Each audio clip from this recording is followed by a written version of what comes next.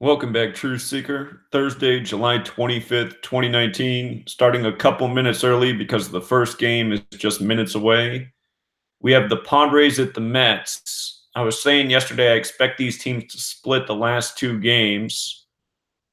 Thought the Mets had a little bit better narrative yesterday, but they lost. So I'm leaning Mets today. Lauer, who's on the mound for the Padres, his next start will likely be against Baltimore. And notice if he lost, he'd be 5-8. As we know, Baltimore equals 58. Could go into Baltimore with a 5-8 record. No decisions also possible. But if he won, he'd have no chance at getting to 5-8 to face Baltimore. So that's one sign. The Padres have 48 wins on the season. They're also 39-47 versus the National League. As we know, New York equals 39-48. So if the Padres lose today, they'd have a nice record for the National League that syncs with the Gematria of New York. Again, 39-48. They're 10-15 versus the NL East. DeGrom, for his career, he's 3-3 versus San Diego. If he won, he'd be 4-3. San Diego's 43. The biggest concern for DeGrom is that he's 27-26 at Citi Field. If he lost, he'd be 27-27. Padres is 27. The other week the other day, a couple days ago, there was a nice riddle for the Mets to win. The only concern was the Mets starting pitcher's home record at Citi Field, and that ended up not mattering. DeGrom will likely face the White Sox next. White Sox does have that Gematria 57 like Mets. Notice both pitchers are 5-7 right now. So maybe DeGrom gets a no decision as well. But the team records make a bit more sense to me if the Mets win. Mets would also pick up their 47th win of the season, and San Diego's 47.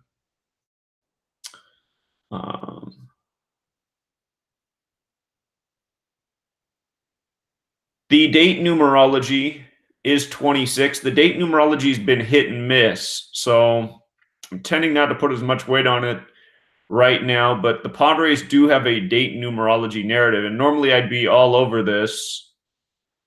It's still on the board. If the Padres did win, they would be 26-26 away on the 26th date. It's just that right now the date numerology is pretty inconsistent. But you just never know what day it's going to turn back on. So the Padres, hold on, did I make a mistake here? Let me double check something. Might have made a mistake, actually. Oh, shoot, hold on.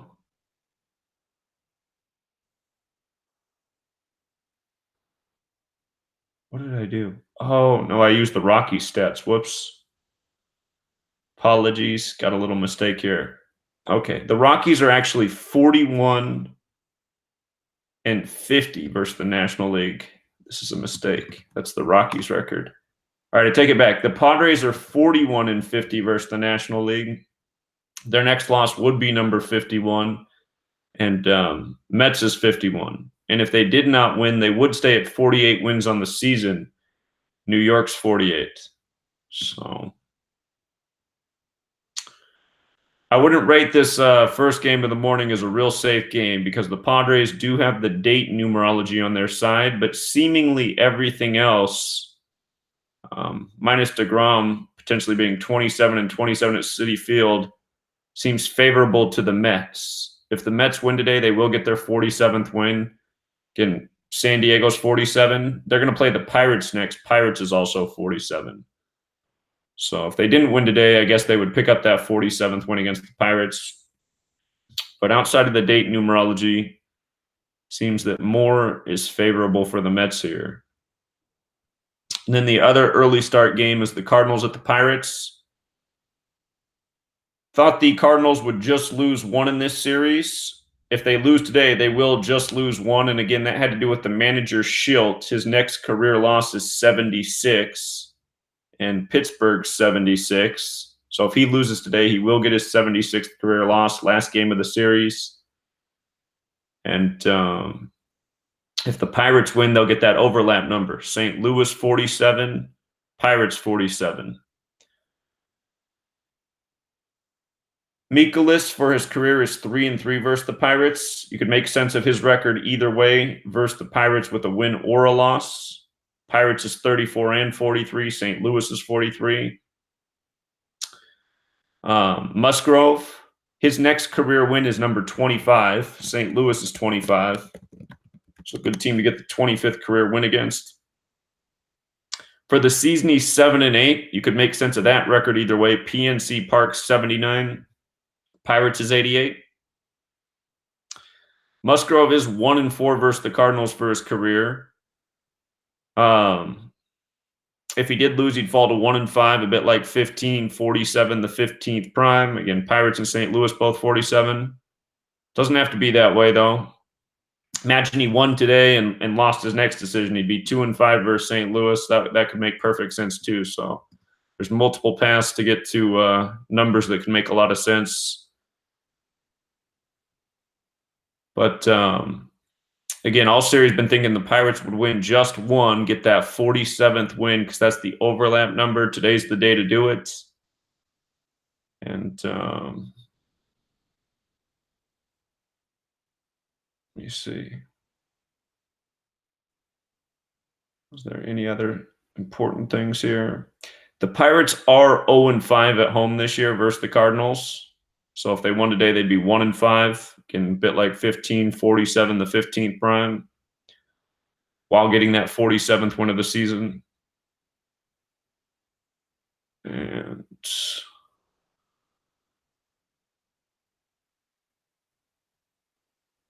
yeah, those are the main things. The Pirates, the most concerning thing about the Pirates is they're on 36 wins versus the NL. If they didn't win today, they'd stay at 36. Cardinals is 36.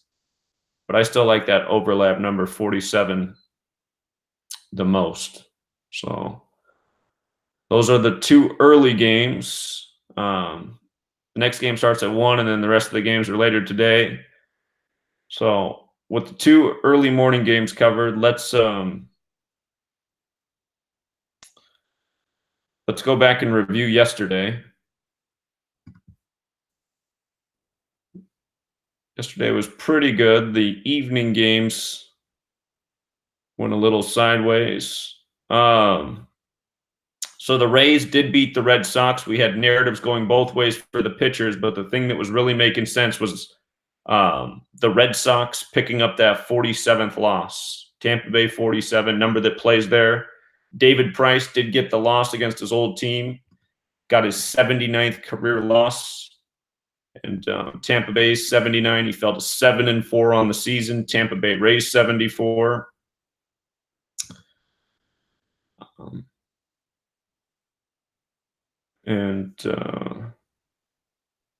The date numerology was a little bit more supportive of the Rays yesterday. So they also had that going. The Nationals did end up winning both games in the doubleheader. They got their 55th win by the end of the day. The Rockies got their 55th loss. Doubleheader 55 on both sides.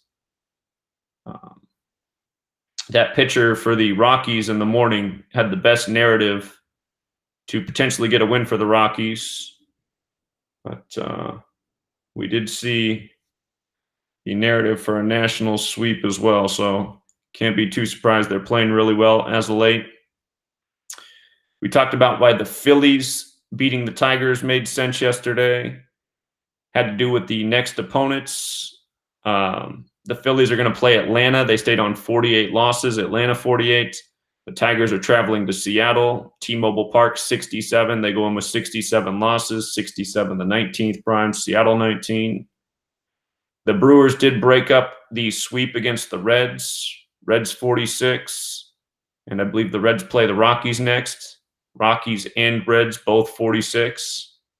We just saw those numbers come up big in the last time they had a series against each other. There were some narratives that the Reds had a chance, but it just didn't seem likely that the Reds would sweep the Brewers in Milwaukee. So it was part of the logical thinking. And the Brewers, the date numerology was a little bit more supportive for them as well. They picked up their 25th win versus the NL Central on the 25 date, stayed at 43 losses against the NL on the 43 date.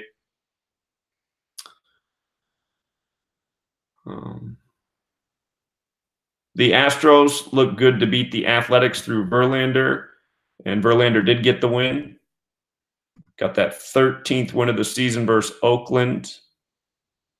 Oakland 41, the 13th prime, and he also got his 34th win with Houston, Athletics 34. So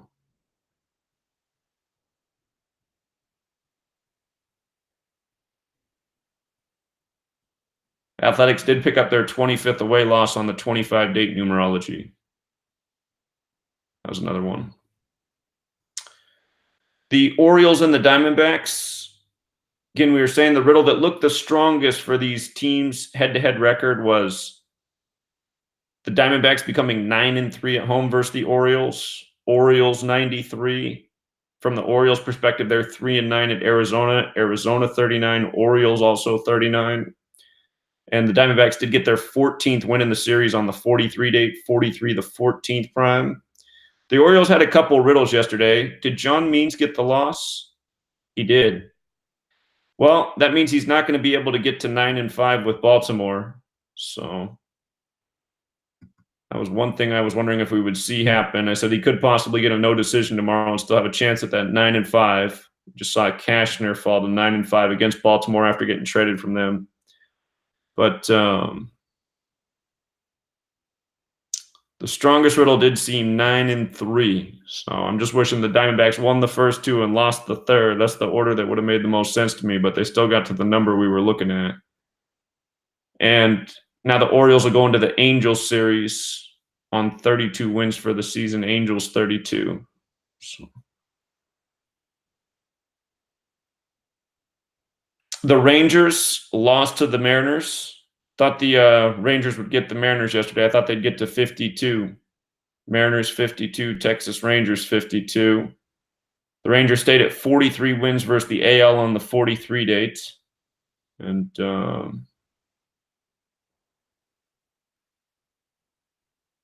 did Minor get the loss? The one riddle that was going against Minor was potentially picking up that 56th career loss because Mariners is 56 as well. So he did. He got his 56th career loss against the Mariners.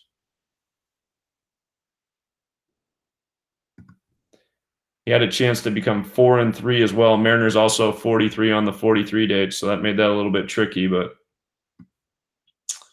56th loss it was. They switched out, if you watched the review video yesterday, I talked about how they switched out John Lester. They put in a different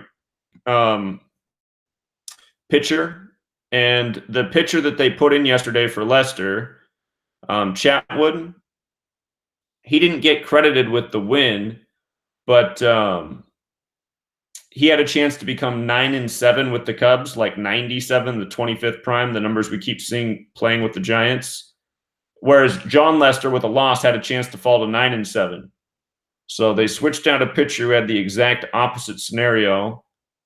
And sure enough, the Cubs won. So John Lester had the perfect numbers to lose, but they took him out and put in Chatwood. And that made sense because then the Giants stayed at 25 wins on the 25 date. So last second switch. Hopefully you guys caught that. But did cover that in the review video yesterday because that's around the time they made the switch. So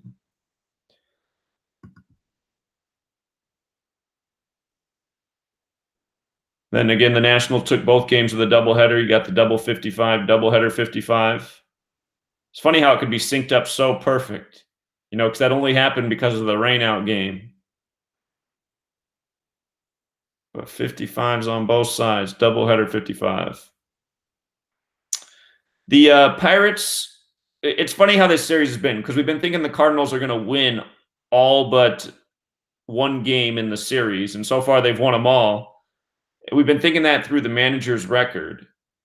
But each day it seems that the riddle's been a little bit better for the Pirates, and they've lost all 3 games so far. So can they get it done in that 4th game to get that 47th win against St. Louis and Pirates 47? I do think they will get that overlap number. The Indians got to 59 wins as expected. Toronto Blue Jays 59. Kansas City Royals 59. That's who they're going to play today. Did well with that series. We got each game right.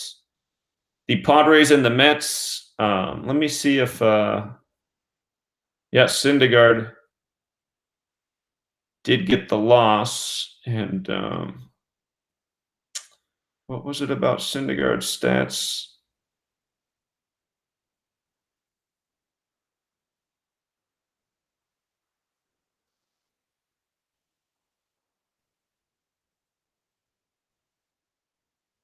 He was 7-4. San Diego 74. I don't know where I was going with that 65. Maybe not thinking right.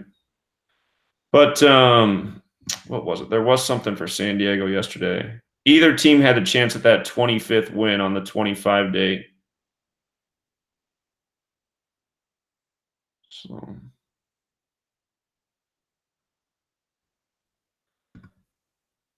okay. But yeah, either team had a chance at that 25th win.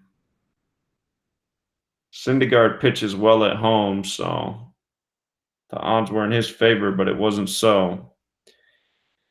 The Royals did upset the Braves. The narrative was there. They had all sorts of narratives yesterday. Let me see if Keller got the win. Yeah, looks like Keller did get the win. I didn't realize that Keller was from Georgia. Well, that would have been good to know. But so that means he improved to 7-9, like 79, the 22nd prime. Braves 22. Did Teheran get the loss? Teheran did eventually become 5-7. We've been waiting for that. He's going to face the Nationals next. Nationals is 57. Julio Teheran's 57. And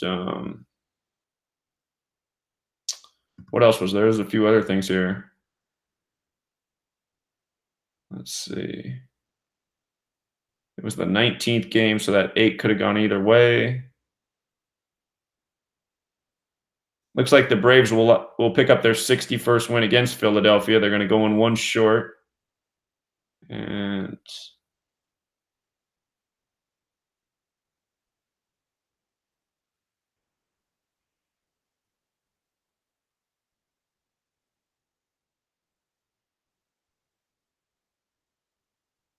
okay.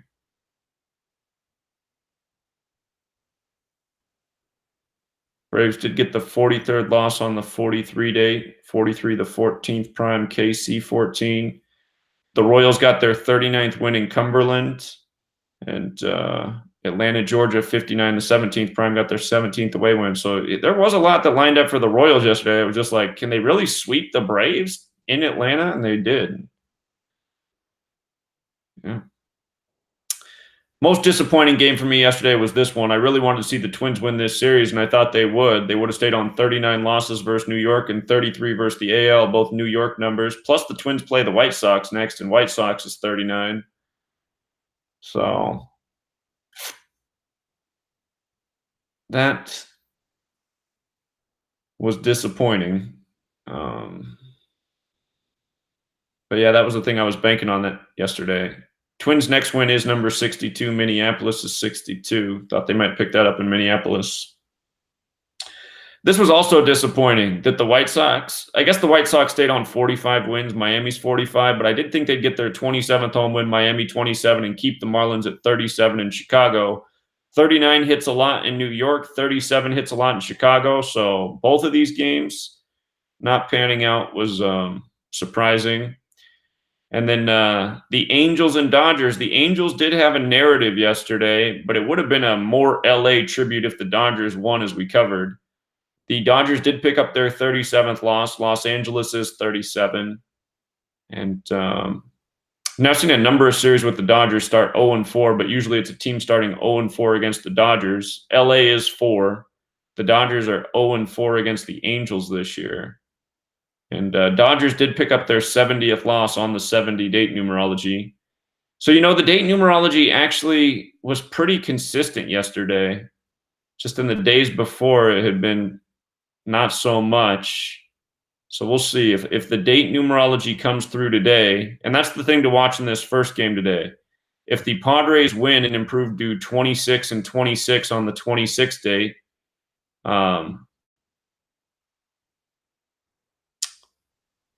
this game must have just started because it shows one hit, but they haven't even put the runner where he is on base yet. Oh, wait, no, it says middle of the first. Never mind. So they already got out of the inning. Okay. If the Padres do win, though, that could be a sign that the date numerology is in play today. And also if the Pirates win as well, because they'd stay on 26 home losses. Cardinals would stay on 26 away wins on the 26th date. By the way, to today's date numerology, 71, which is the 20th prime, 44, 26. Lesser date numerology is 51. Remember, Mets is 51. Padres can pick up their 51st loss versus the NL today. And the day plus the month is 32. So again, Padres have the date numerology going for them in this game.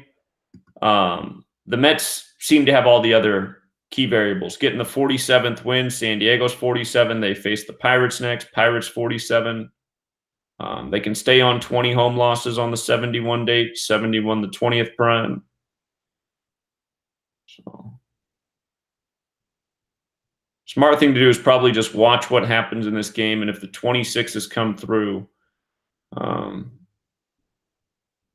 maybe the date numerology will be getting back in the groove, which is what I would really like to see.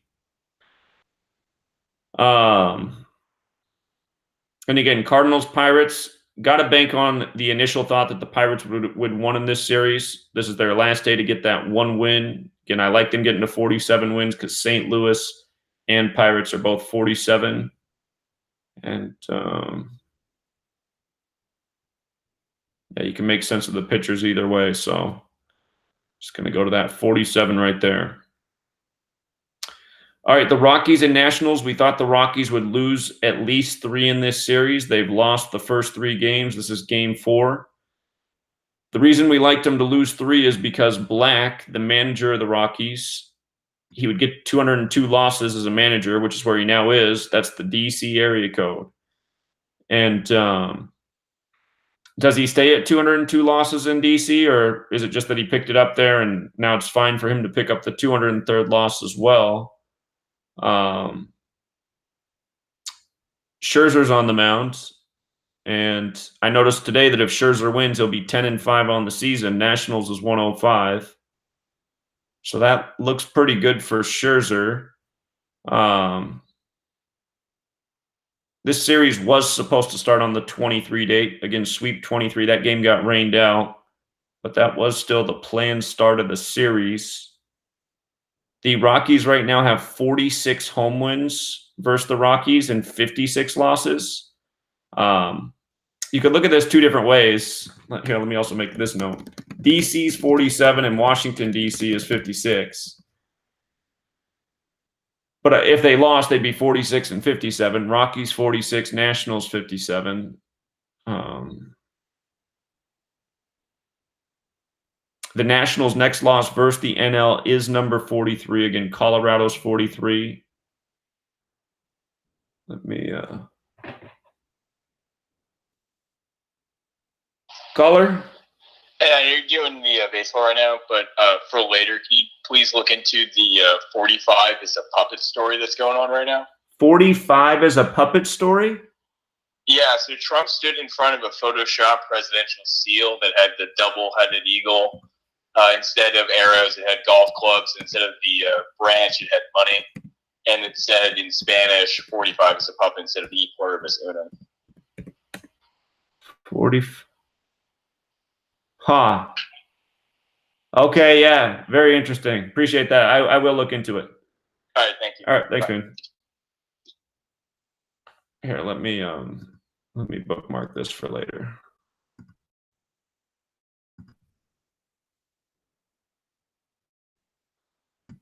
All right.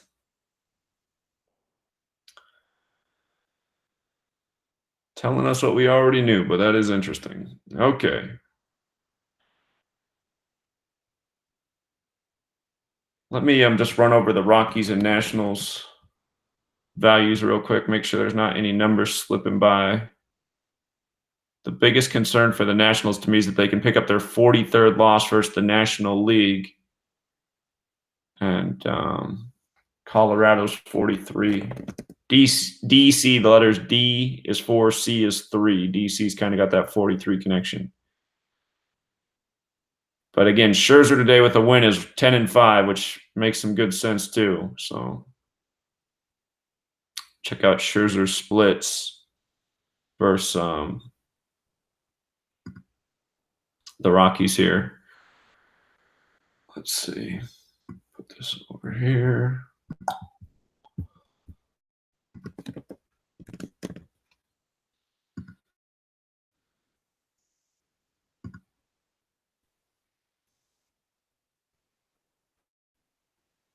Let's see. What am I doing?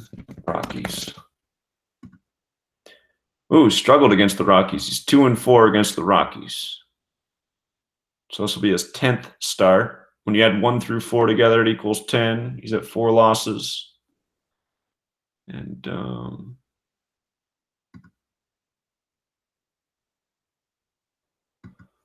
let's see, what about it? National Park.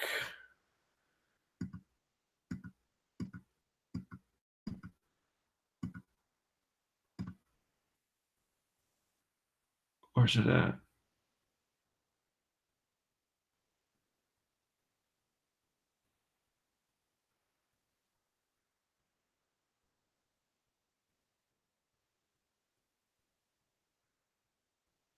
What am I doing wrong here? Why am I not seeing it?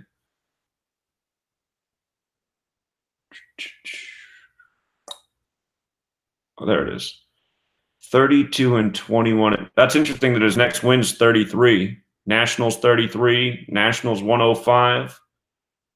You know, could get his 33rd win and become 10-5. That'd be the ultimate Nationals tribute right there.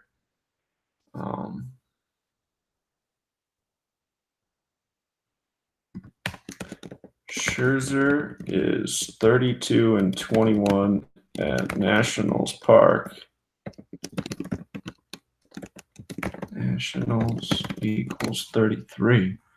That seems a little bit too perfect to become 10-5 and pick up the 33rd win.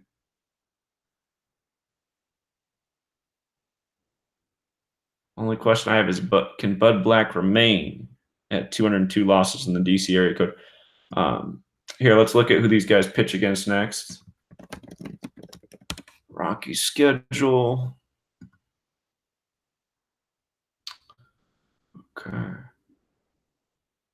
So they will play the Reds tomorrow. Reds. Is that away? Yeah, that was away.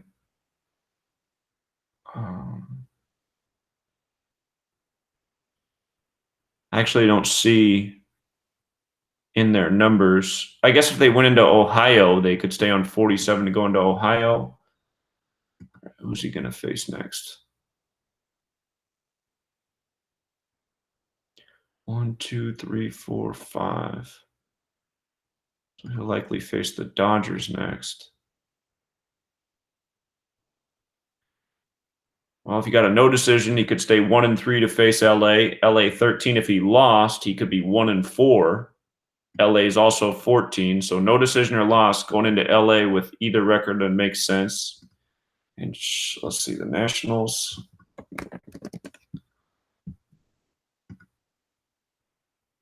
So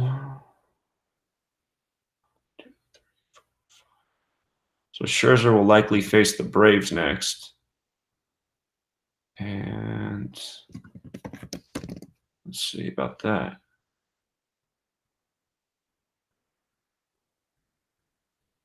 Braves is 95. If he got a no decision, he'd go in still 9-5. Is that game in Atlanta? No, it's at home.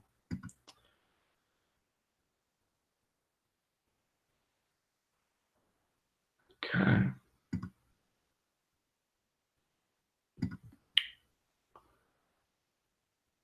Nationals host the Dodgers tomorrow. The interesting thing about them playing the Dodgers tomorrow is that Los Angeles is 55. If they didn't win, Dodgers would come in on 55 wins.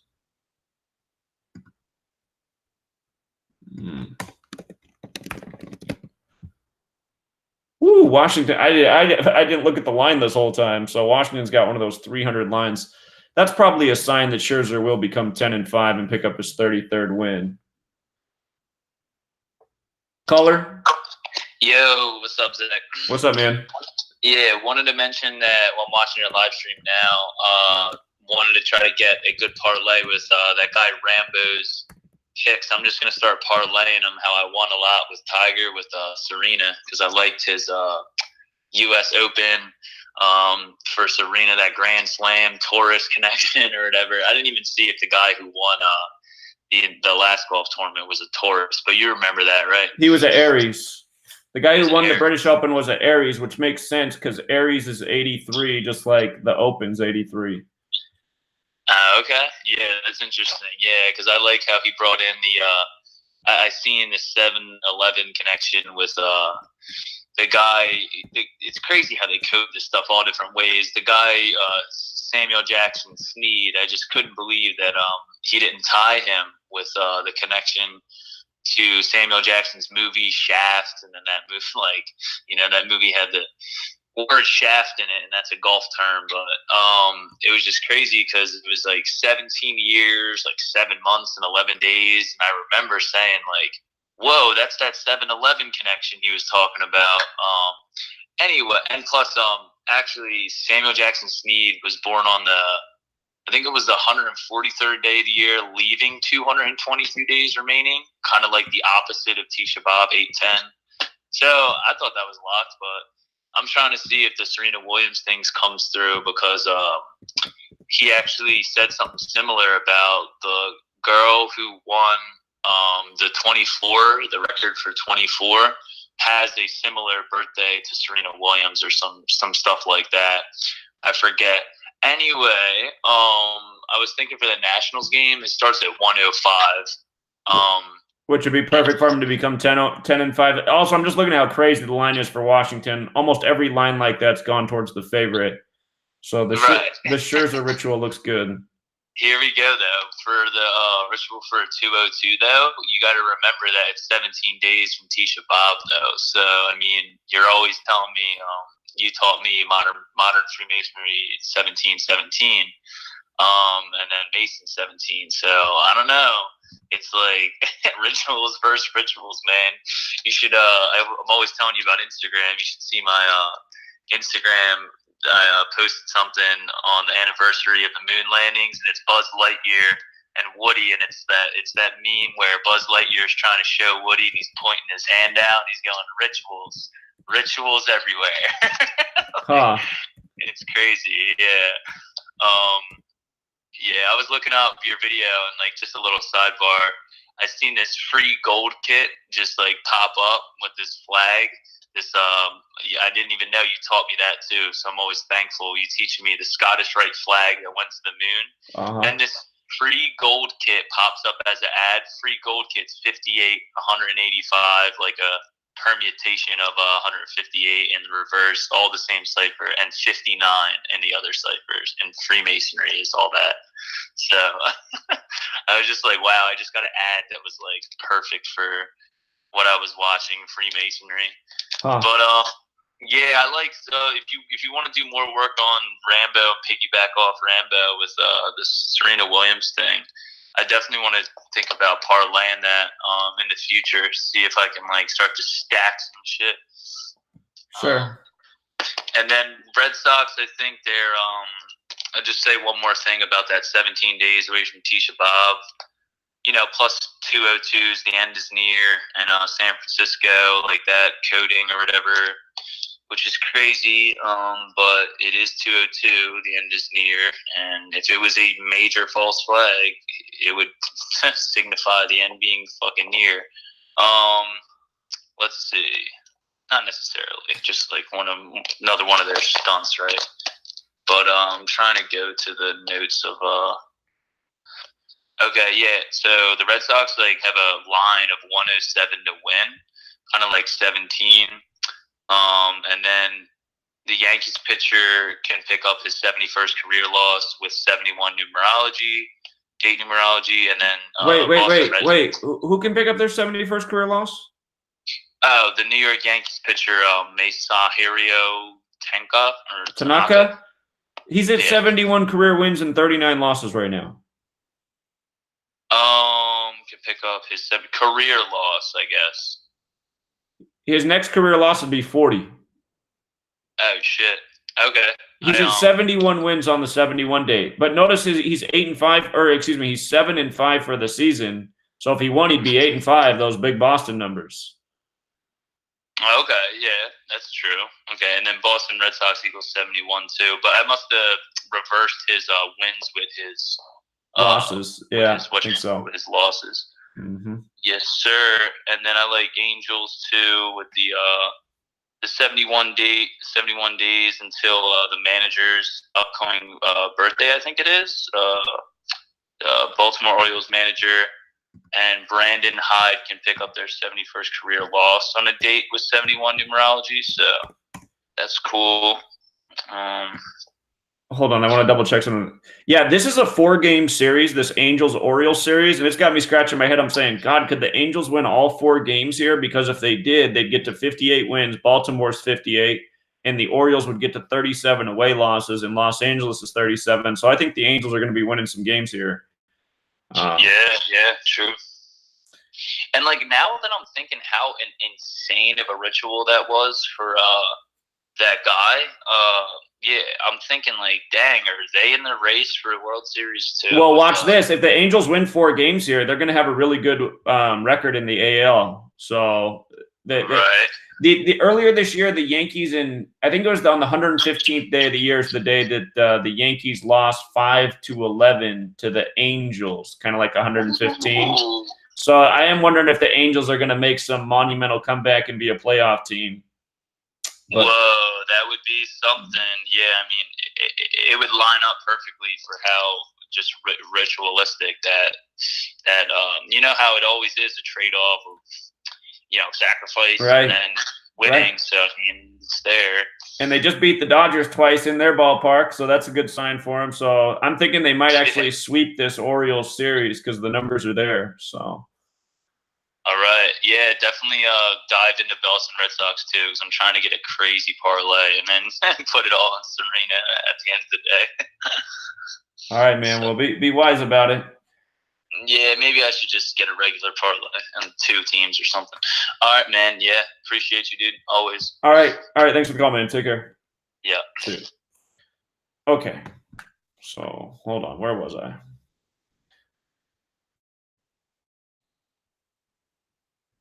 All right, Mets up big on the Padres, so that's looking good. Again, getting that 47th win's making too much sense because San Diego equals 47, and they play the Pirates next. Pirates 47. So, like I said at the beginning, the Padres do have the date numerology, but the date numerology was good yesterday, but for the week it hasn't been good, so I'm not giving that as much weight as some other things. Plus, it also makes sense for the Padres to pick up the 51st loss in the NL because New York Mets is 51. So, still a lot of game left, but thinking that's where that's going. So, okay. And yeah, with the Nationals line like that, it's hard to go against. I mean, Rockies would be a nice upset play, but Scherzer becoming 10-5 and picking up his 33rd win at the ballpark. I mean, that's just the ultimate Nationals riddle right there. Okay, Yankees and Red Sox. Where did it go? Tanaka, the big thing that stands out is he's 7-5 on the season, and with the win, he's 8-5. Boston 85, Red Sox 85. Numbers that come through a lot for that team. Not always. Just like yesterday, the scare for the Tampa Bay Rays, who seemingly had the better riddle and won yesterday, was that their pitcher, he could have got his 85th career loss if he lost yesterday. Starting pitcher for Tampa Bay. He didn't. But there was plenty of things that lined up for Tampa Bay yesterday. That was just the one big scare. So in this game, I noticed Cora comes in with 101 losses as a manager in the regular season, the 26th prime, Yankees 26. The Red Sox have really struggled this year versus the Yankees. They're 1-6. That means the Yankees can become 7-1 versus Red Sox on 71 date. And Boston Red Sox, if you use the rule for S, Boston Red Sox is 53 in the most pure cipher. There's two S's, one in Boston, one in Red Sox. +9 for each S is 71. So Boston Red Sox is 71 as well. The only 71 that could really go against the Yankees is the fact that Tanaka's at 71 wins. But him getting to 8-5 in the, what they call the greatest rivalry in sports, I think that's where the riddle's at. Porcello can also pick up his 51st career win. It is the lesser date numerology of 51. But I think this is where the riddle's at. So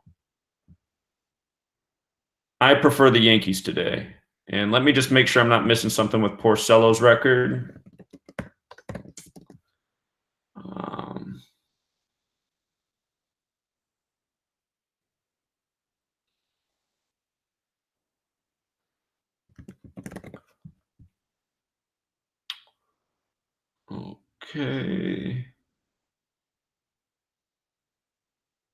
Okay.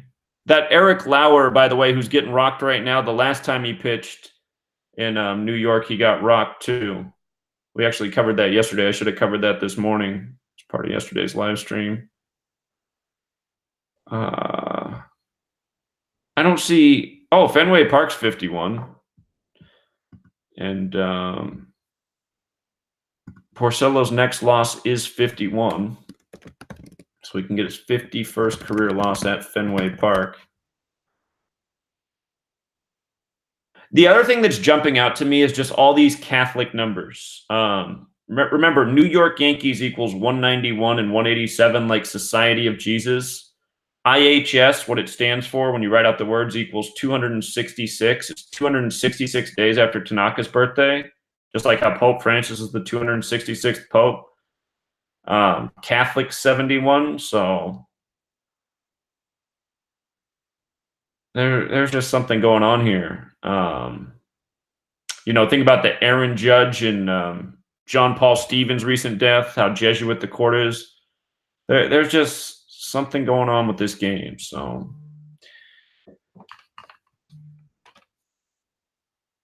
caller. Hey, what's going on, Zach? I called in the radio show yesterday night.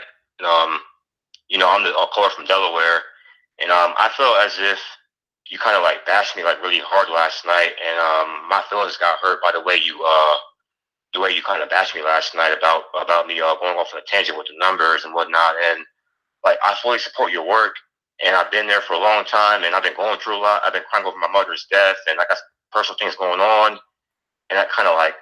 That kind of hurt me, you know what I'm saying? Because like, I'm a supporter of your work. I've been there for a while, like I've been using your work to like pay for my rent.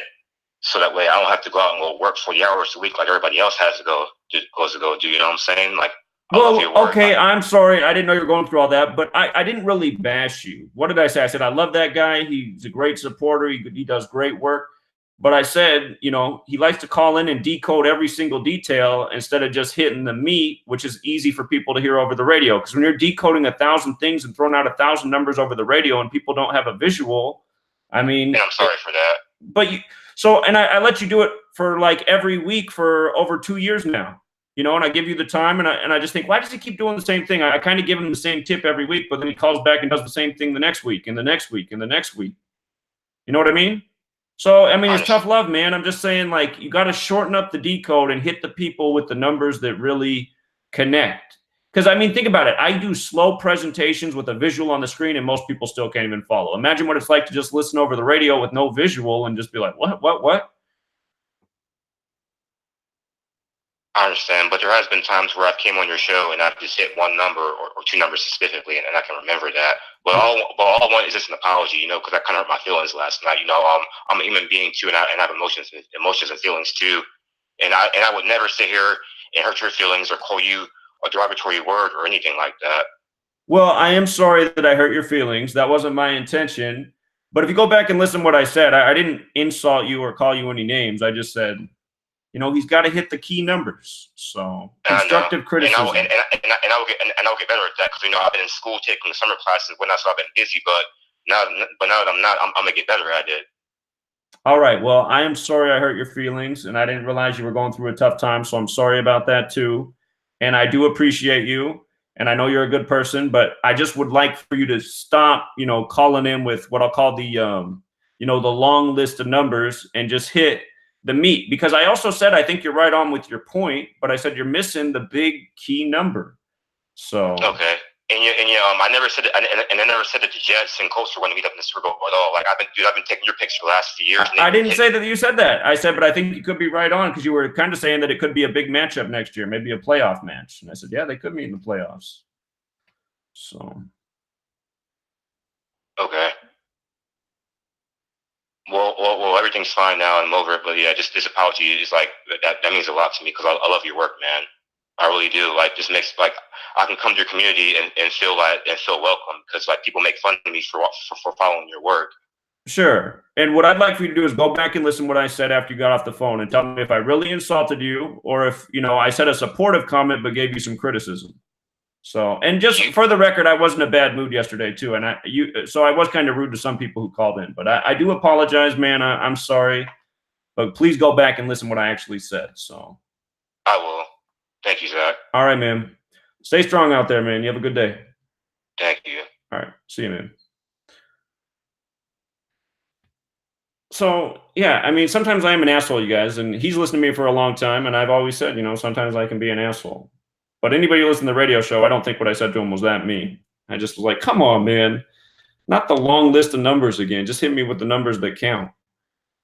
So, anyhow. With the numbers that count for this Yankees-Red Sox game, those 85s, they come through a lot. Tanaka can be 8-5. And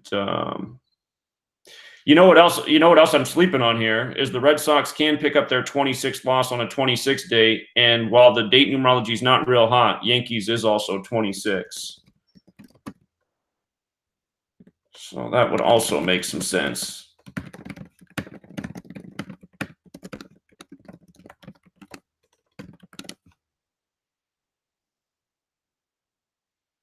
Okay. Yeah, that looks about right.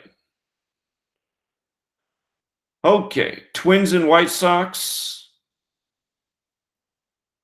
Berrios' next win is 38. Minnesota's 38.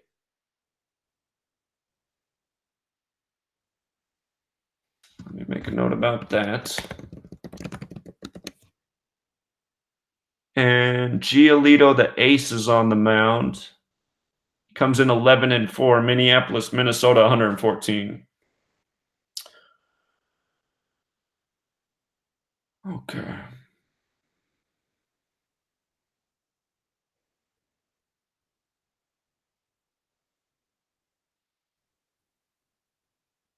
Let's see. If the White Sox lost, they'd be 2-2 at home. Twins is 22, but it's also 31. The 22 is a little bit more pure. I see something else in that, though. Okay, so from the Twins' perspective, if they won, they'd be 5-2, and Minnesota's 52.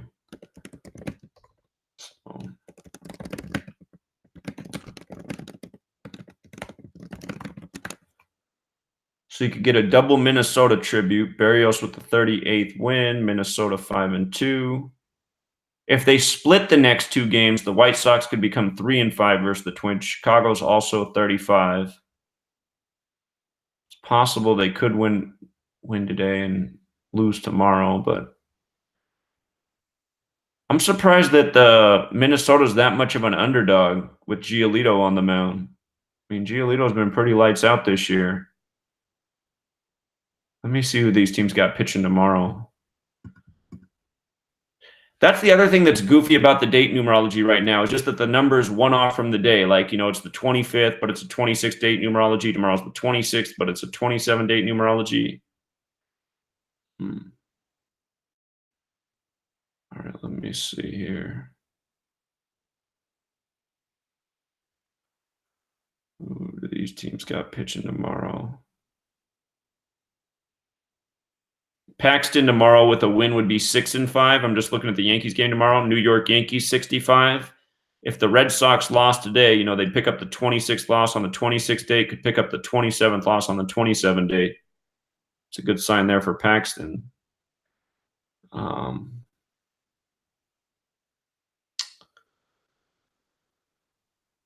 This C's guy's really struggled. He has a chance to be 2-2 tomorrow against the Twins. The White Sox didn't win today. They'd stay at 26 wins on the 26th date. If the numerology gets back on track, it would give them a chance at 27 on the 27 date. White Sox is also 66. Let me see here. Cardinals are up on the Pirates again. My goodness, Pirates. Plenty of game left. Okay.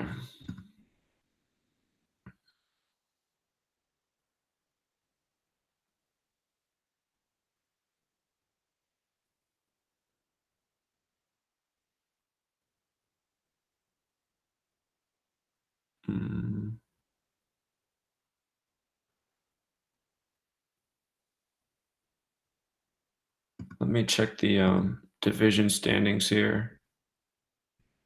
You do that with the Yankees and Red Sox too. I forgot to do that. 34-11, 48, 57 wins, 23, 29 losses.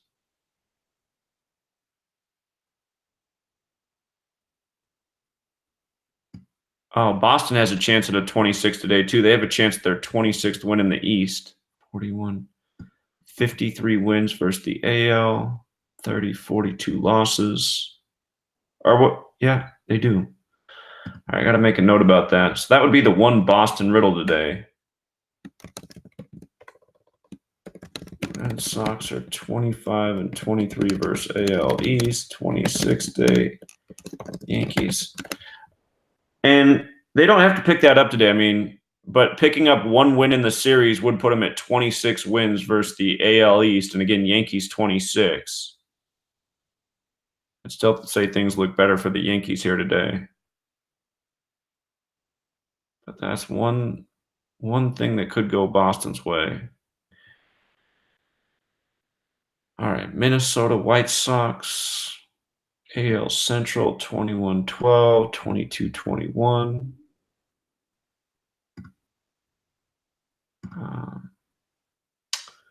Minnesota has 39, 58 wins versus the AL, 23, 34 losses. So their next loss is 35. Chicago's 35.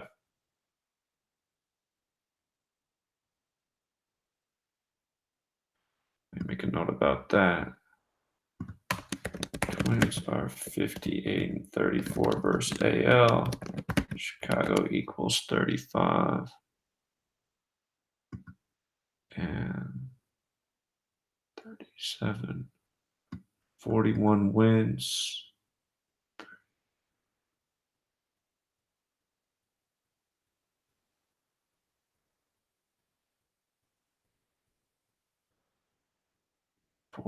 and 47.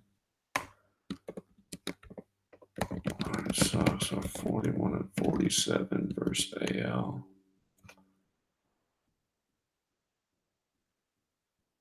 This is a 4-game series. It's typically a 4-game series when it starts on Thursday. Yeah. Okay.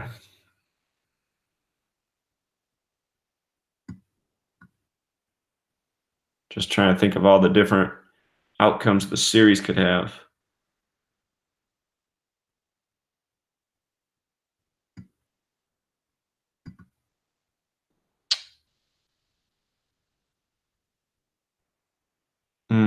I see too many different combinations.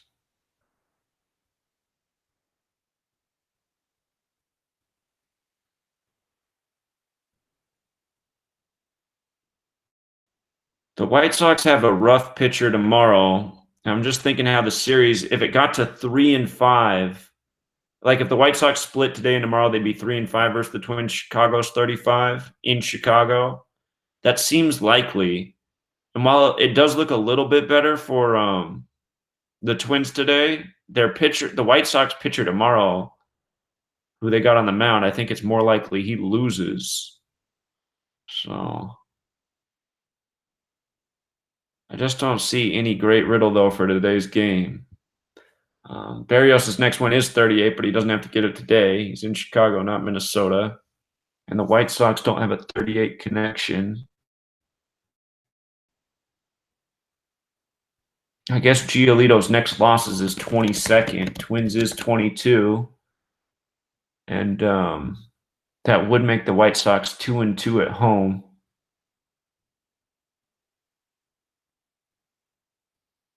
And it would also make the Twins 5-2 versus the White Sox. Then you'd get your Minnesota tribute today.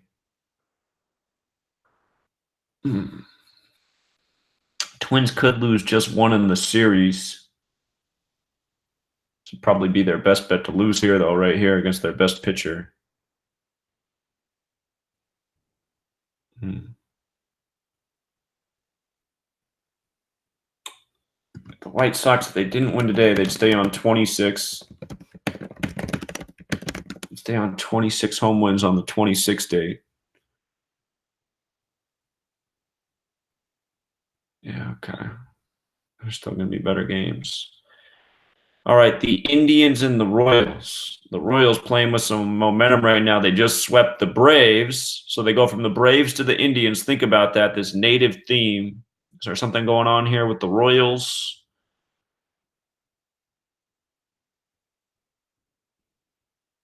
So Plutko, 7-7 for his career, 3-2 for the season. If he lost, he'd be 7-8. Cleveland 78.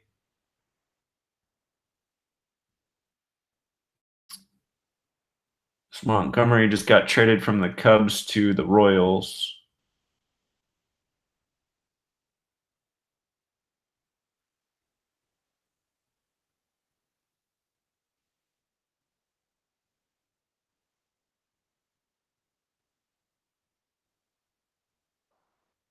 Okay.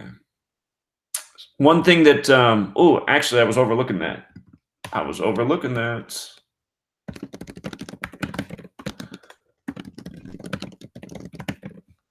Okay.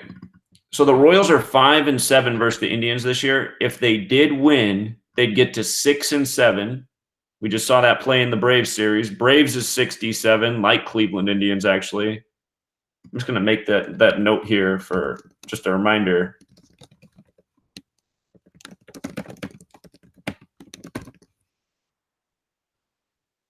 But if the Royals won, they would get to 6-7 versus the Indians. They are hot right now. They're back at home. God, that Montgomery ERA doesn't inspire confidence. 22.5. I think that's the highest I've seen this year. But the other way to look at this is if the Royals lost 2 in a row, they'd be 5-9, and Kansas City Royals is 59, just like how the Indians come in with the 59 wins. They just got that against the Toronto Blue Jays, 59. So, 4-game series.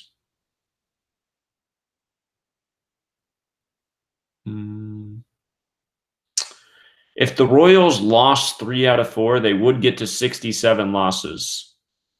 That's the overlap number. Make a note about that too.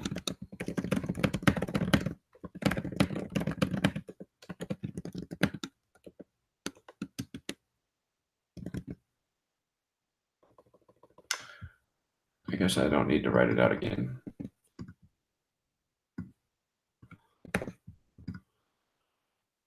Let me look more at this Mike Montgomery guy.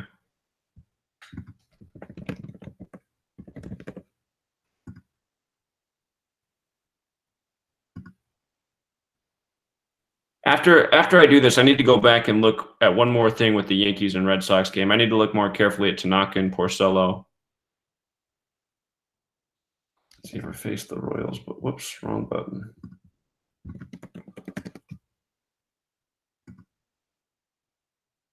Montgomery is 3-0 versus the Royals with a .4 ERA. Who would have thought? Right now his ERA is 22 point something. That's funny. That's funny. Right.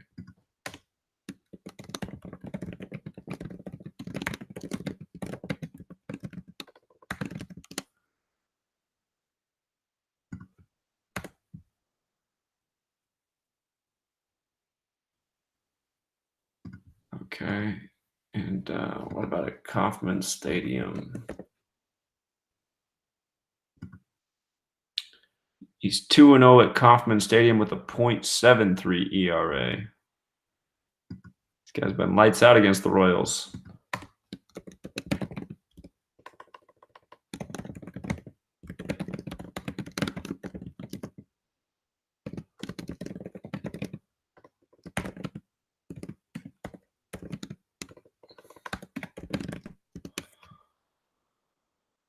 Okay. Plutko, let's take a look.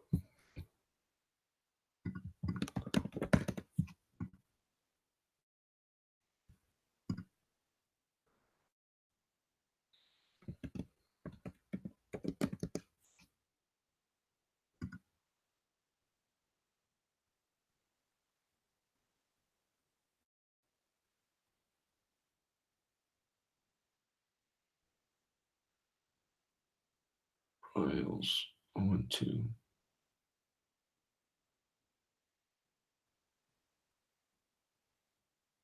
Oh, 2, but not a bad ERA. 0-2 in 3 starts. Kauffman.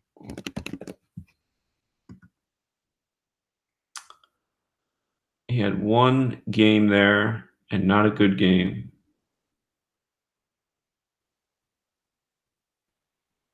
Oh, I see. Just 0.2 innings, though.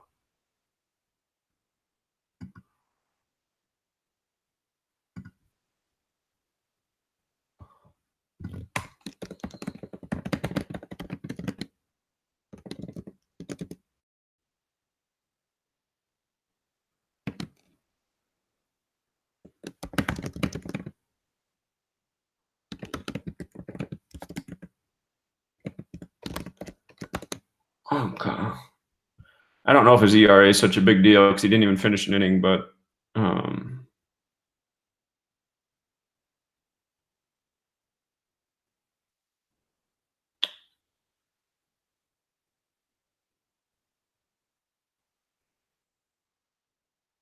not seeing the clear sign which way this game's going to go.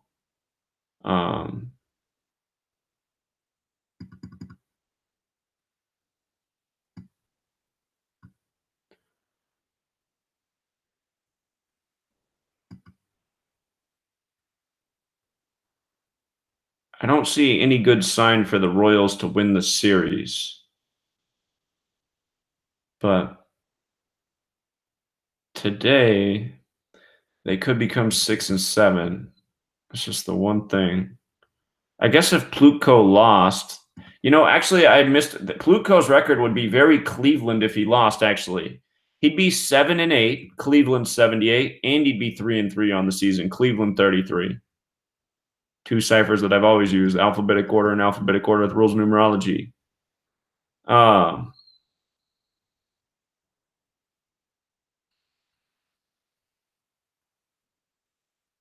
So Plutko, his stats would actually make a whole lot of sense with a loss. Let's see who's pitching tomorrow. That's just the one thing I worry about. That is the Royals dropped the first 2. They could become 5-9 against the Indians. Plesac, Junis. With a win, he could become 7-8.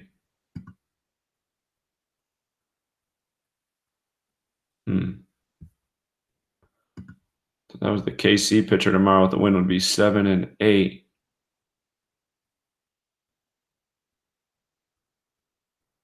Sparkman 3-6. Clevenger.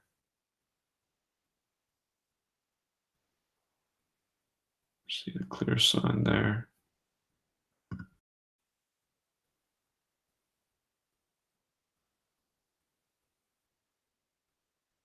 Nine and 7, 4 and 5.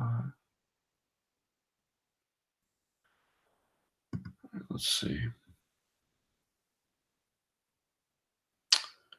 Well, if Kansas City did win, they would be 6. Oops, am I on the wrong day? I need to go to Thursday. Kansas City did win. They would be 6-7. That is what the number that connects both teams. Cleveland Indians 67, Kansas City 67, and Plutko's record would make a whole lot of sense. Montgomery's not doing well so far this year, but he does have a good history against the Royals.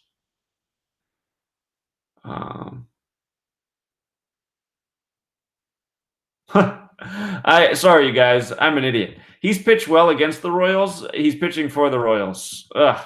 I need to look at his record against the Cubs. My fault. My fault. He just got traded from them to let's see how he's done against the Indians. Apologies. Indians, 6 games. Ooh, he's 0-1 versus the Indians. 1 start.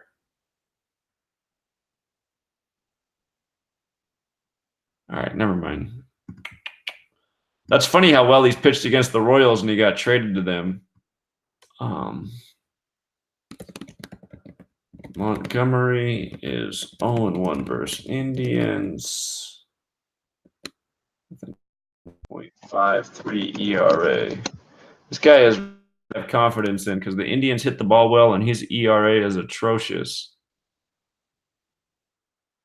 But he still has plenty of time to get it worked out. They still see him as a major league starter.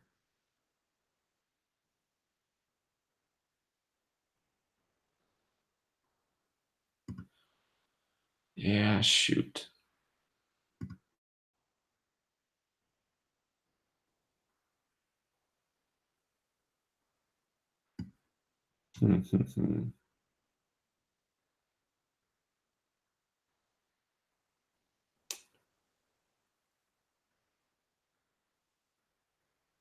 If you're doing real-time betting, if Plutko ends up in a hole and the odds don't get too bad for the Royals, I'd take him because Plutko's record really does make a lot of sense with a loss. He would have the perfect Cleveland record with a loss.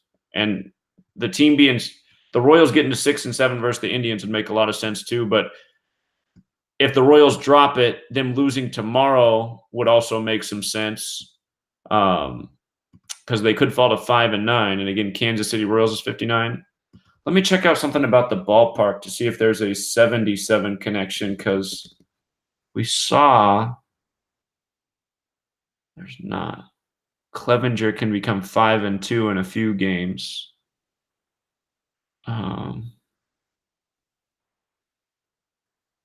Because it looked like tomorrow's pitcher would make some sense too for the Royals with the win, just because you could get to 7-8 on the year facing Cleveland.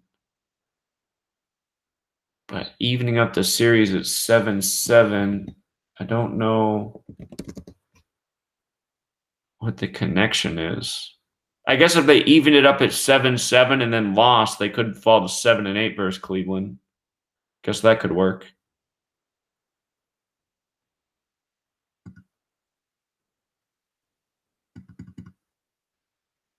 But that is the most interesting riddle right there. Plutko with a loss.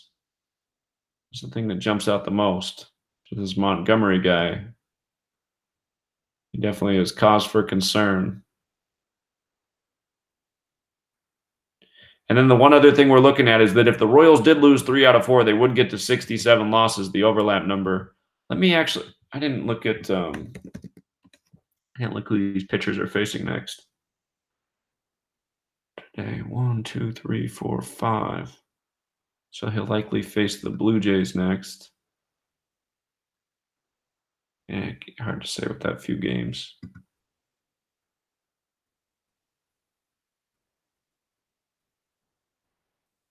Oh, number of wins.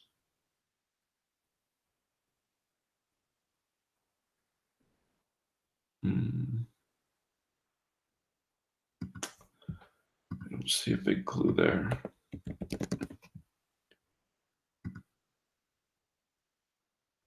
One, two, three, four. Wait. 1, 2, 3, 4, 5. So he'll likely face the Astros. Astros is 43. If Plutko won today, he'd be 4-2. Because I'm just thinking he'd probably lose. Well, maybe not. He's at home against the Astros. The Astros do drop games. He could go either way against the Astros. If he was 3-3, he'd have a chance to get to 4-3. 2, 3, 4, 5.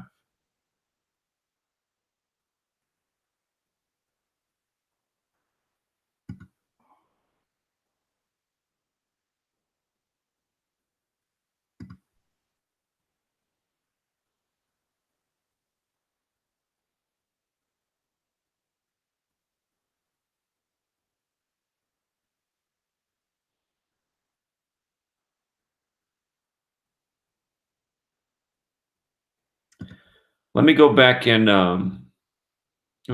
look at Tanaka and Porcello splits. That was something I needed to do. I should also look at this. I need to go back and look at the splits for both of these games. Could be missing a big clue.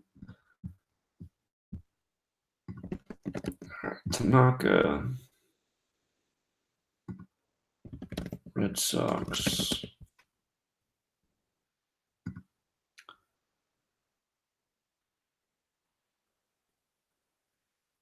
You got to be kidding me.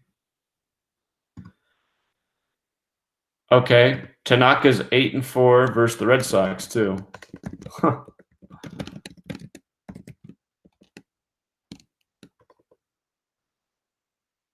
So, so he can either become 8-5 on the season or become 8-5 versus the Red Sox. Unbelievable.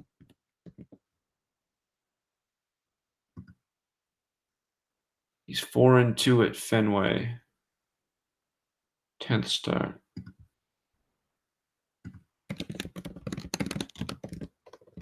Fenway. We saw Fenway was 51.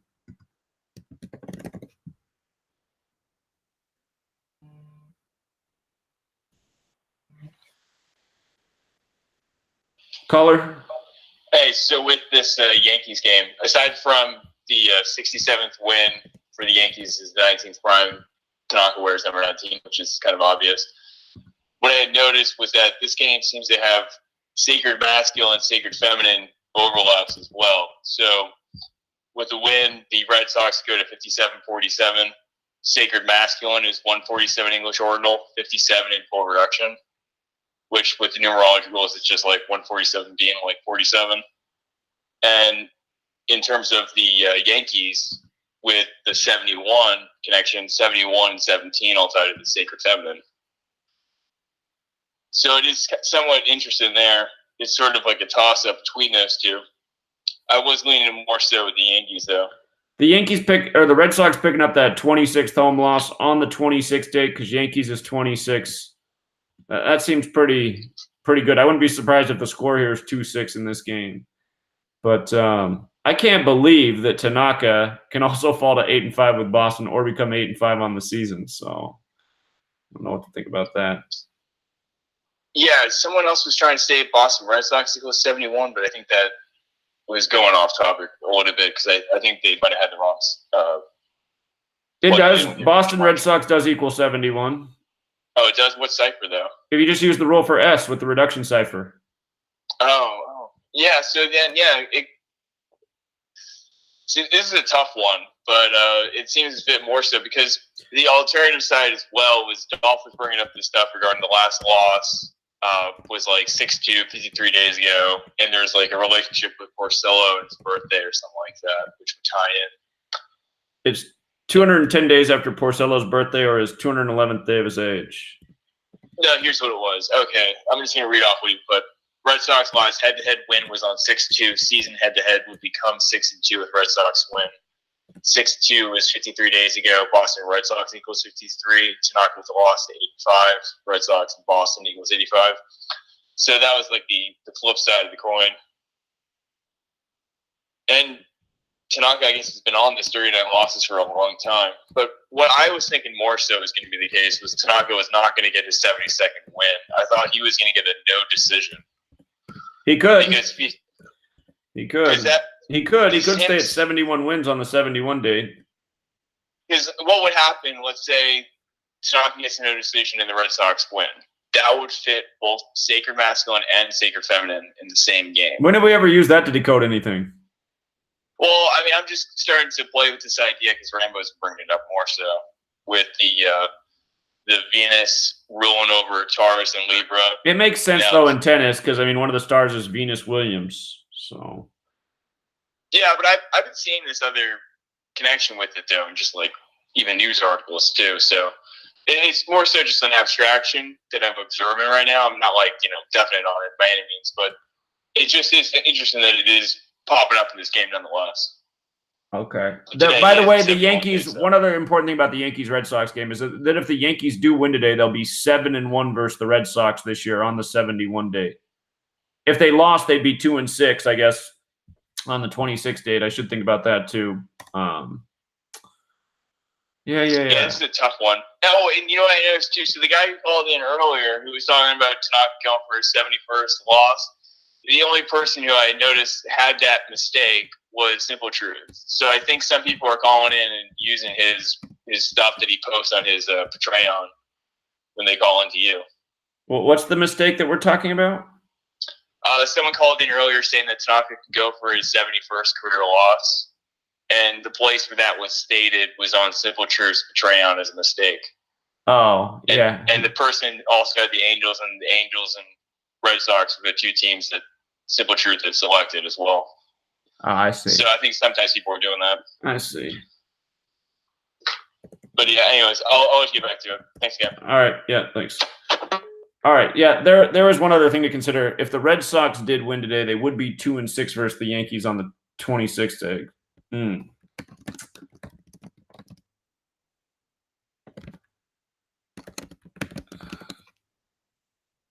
Okay. The Red Sox also had a chance at that 25th win versus the AL East.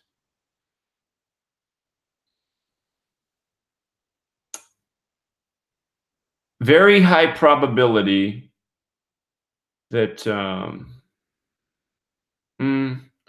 again, we saw that Paxton tomorrow can become 6-5. We've seen a lot of that with the Yankees.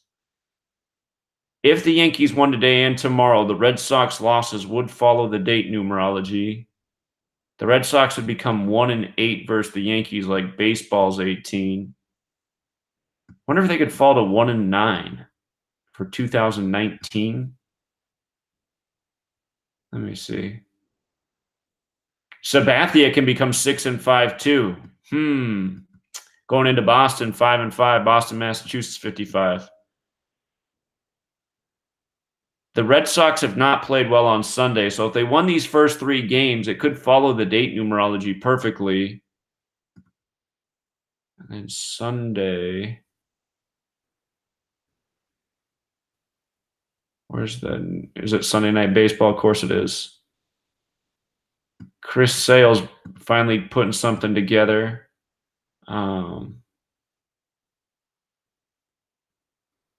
Maybe comes out and gets the W on Sunday. 9.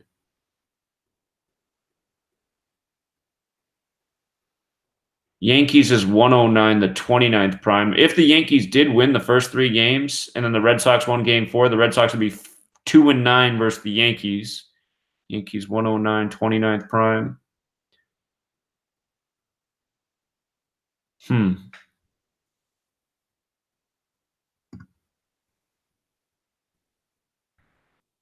All right.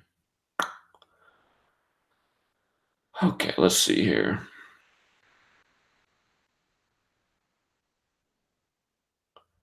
Well, I was feeling good about the Yankees until I saw that Tanaka could also become 8-5 versus the Red Sox. I just can't believe that.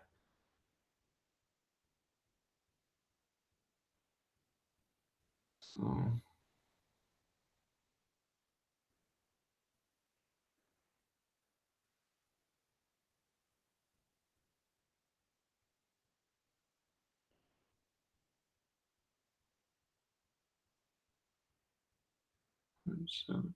Yeah, the Yankees pitchers, though, man. Tanaka can become 8-5. We know how much that plays. And then the next 2 days, both Yankees pitchers can become 6-5. Those 65 hurdles have really come through for the Yankees. So, and again, if the Yankees did win 3 in a row, the Red Sox losses would follow the date numerology perfectly. So that's weighing on my mind a bit. Yankees get their 67th win with number 19 on the mound. Also makes some sense.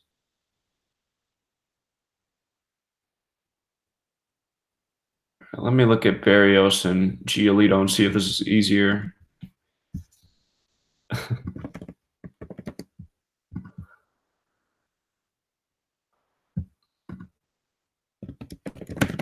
White Sox.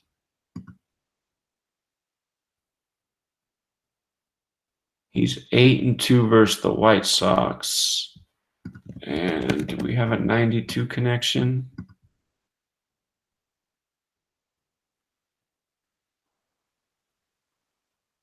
We have a 9-3 connection. White Sox. Twins. Whoops, spelled twins wrong. Twins.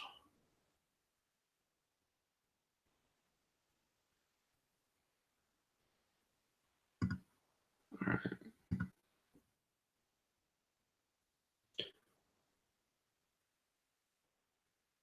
So he has a history of doing well against this team. 8-2 with a 2.21 ERA. Barrios is 8-2 versus White Sox. 2.21 ERA. How about guaranteed rate field? 2-2 with a 3.77 ERA.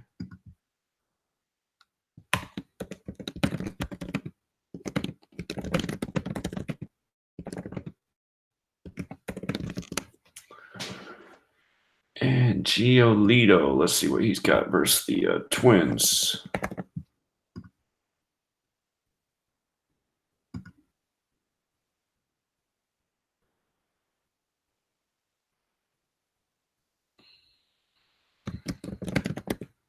Oops.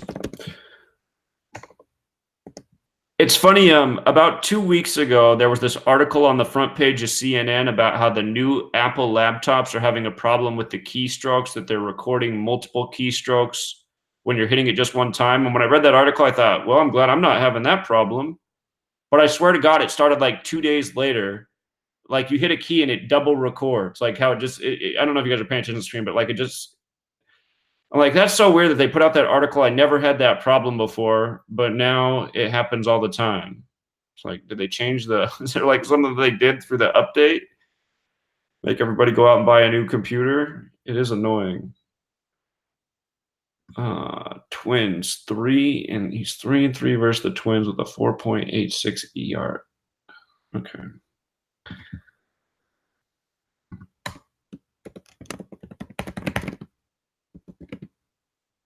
Giolito is 3-3.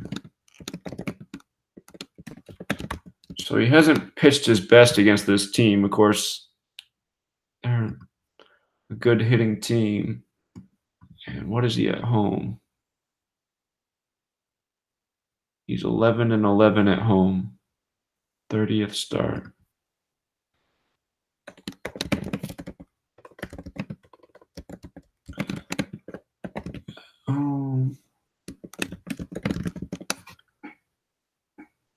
Okay.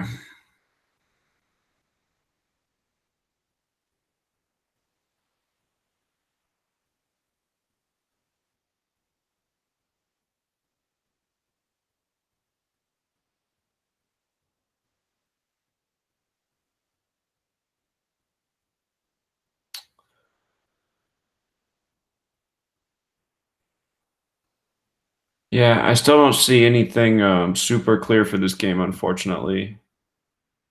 Their splits aren't too helpful. All right, the Angels, I'm thinking the Angels have a real shot to sweep this series, and chatter to begin about the Angels like, uh-oh, they're climbing up there in the AL standings, playing with a new momentum since the death of Tyler Skaggs. But the sign here is that if the Angels win 4, they'll get to 58 wins. Baltimore's 58, and remember, 58 plays huge for the Angels. Angels is 58 as well. So with a sweep of the series, they'll get to 58. And I think that's very likely, actually. You know, the Orioles have played well on Saturday. Well, they didn't last Saturday, and then they ended up playing well Sunday. But I'm just staring at that 58. If Angels sweep series, they will get to 58 wins. Baltimore 58, Angels 58. And if Orioles get swept, they will get to 37 losses. Los Angeles 37.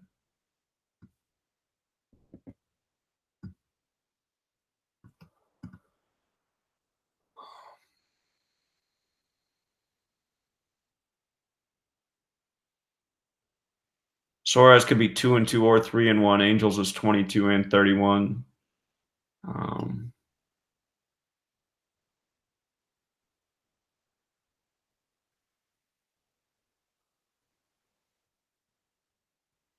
If the Angels win these first two versus the Orioles, they'll be 4-1 versus the Orioles. Baltimore's 41, LA's 41. So that's also making some sense. Angels are a pretty big favorite, but I'm liking them to sweep. If the Orioles win one game, obviously they'll be off, but 58 hits with both these teams, especially with the Angels this year. Angels and 58's been a real serious pattern. So this would be the most perfect team to sweep to get to 58 wins.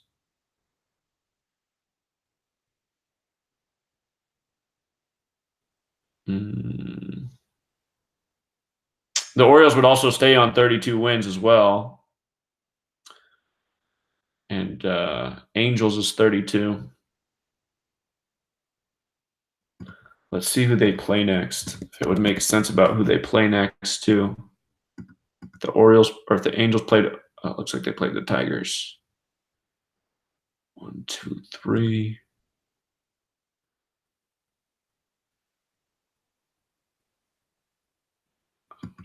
Suarez.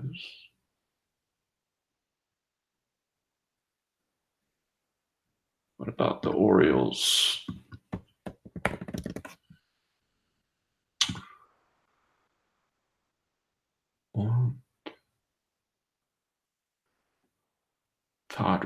Padres. Wait a minute. That's not what I want to do.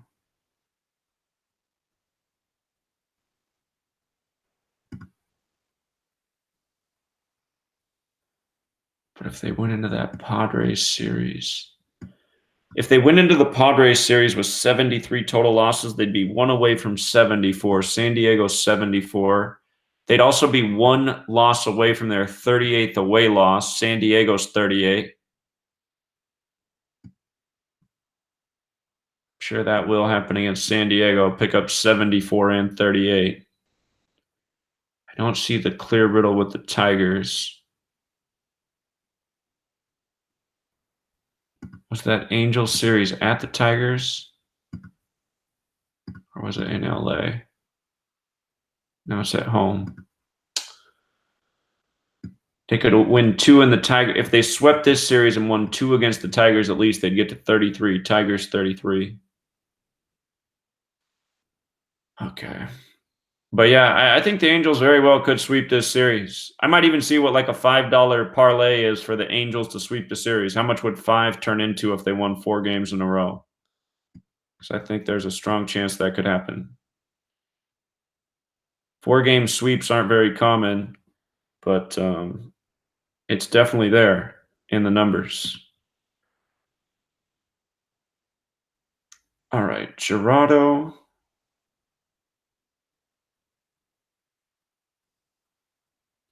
Gerardo.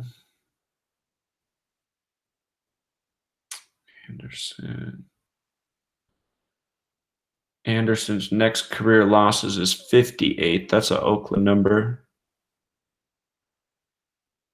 It's Melvin's 271st day of his age. Tomorrow will be 271 days after his birthday.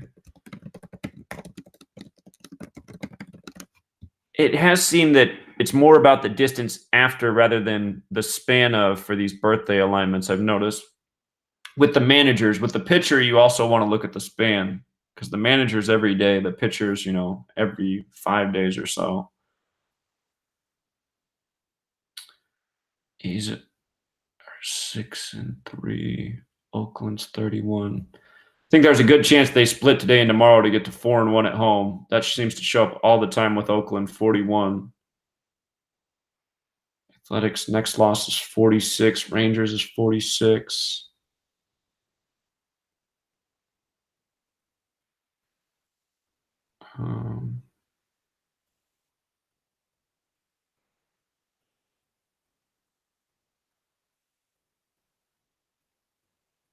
Let's look more at the splits here with these guys.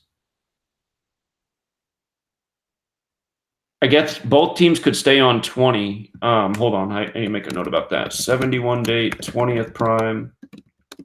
Oakland could stay on 20 home losses, and Rangers could stay on 20 away wins. Okay.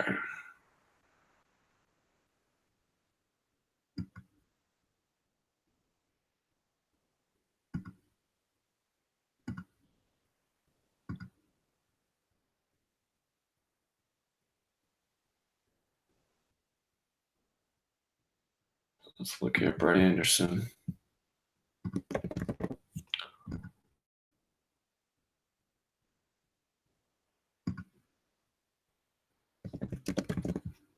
Oops. Rangers. He's 3-4 versus the Rangers. He could improve to 4-4 on the 44 date, and Rangers is 44. So that's a good one. Let's see here. Brett Anderson is 3-4 versus Rangers. Rangers equals 44, 44 date. So we could improve to 4-4. And I don't think there's a 105 connection. Let me make sure that neither team has a 105. If you want to be 10-5 on the year. Texas Rangers, Oakland.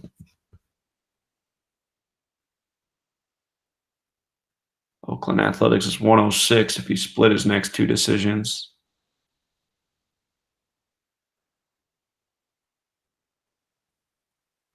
All right.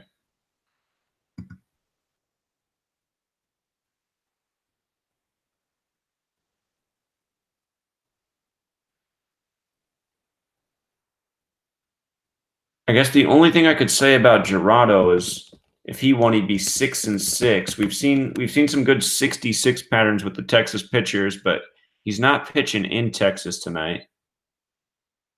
Let's check out his splits versus the Orioles or the Athletics.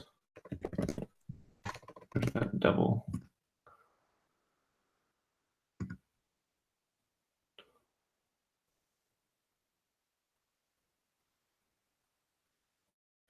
Uh,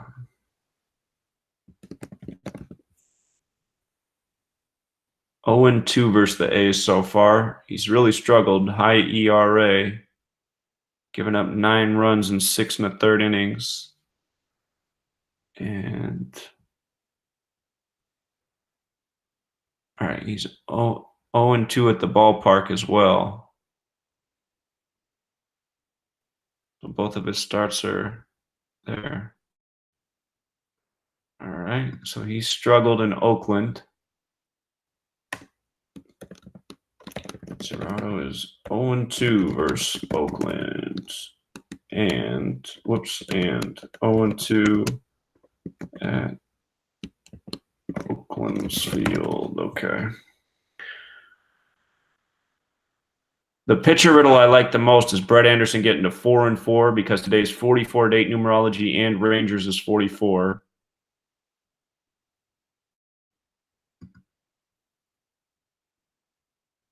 Four-game series. Let's think about what could make sense here, too, in this four-game series. Is there anything that jumps out? The Rangers won 2 out of 4. They'd get to 22 wins. Oakland's 22.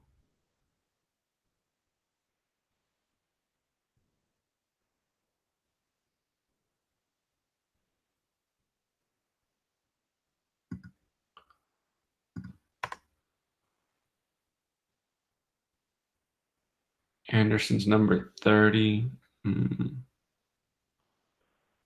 Yeah, I think the riddle I like best is him becoming 4-4. Perfect date to do it versus the Rangers. And with the Mariners, we don't have a starter again, which is becoming a common theme. The Tigers pitcher, if he lost, he'd be 7-8. Tigers is 78.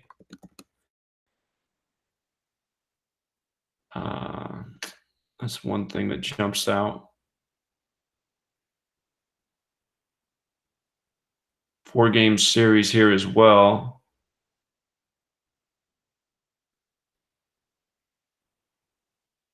The Mariners only lost 1. They'd get to 33 home losses in the series. Tigers is 33.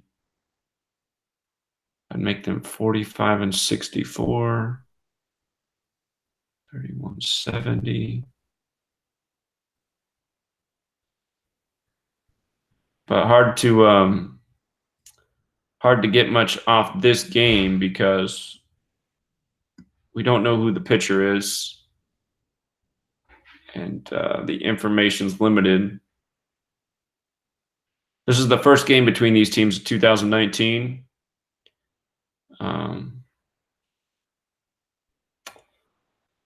Let me check something here. Detroit Tigers is 70. What was I just thinking about 70? If they lost 3, they'd get to 70 losses.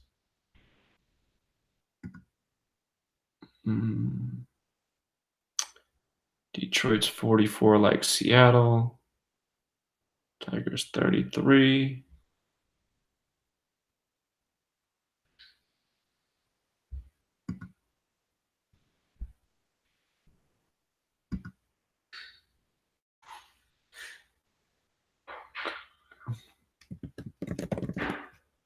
Mariners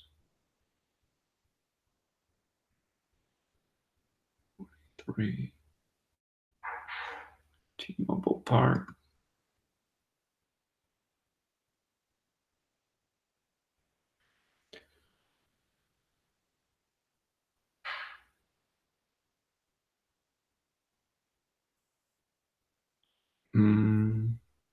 Sunday will be what day? The 28th.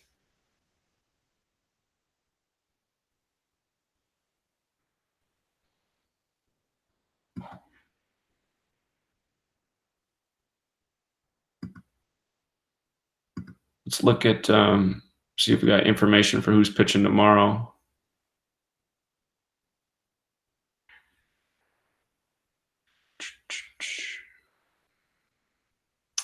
Kikuchi's 4-7.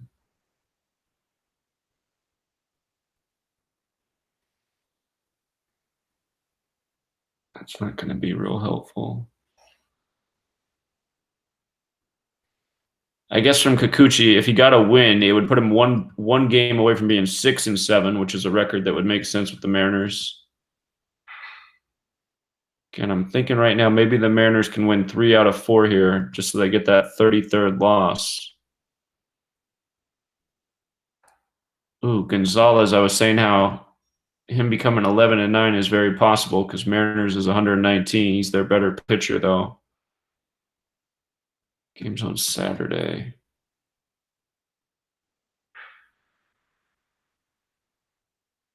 What about Sunday?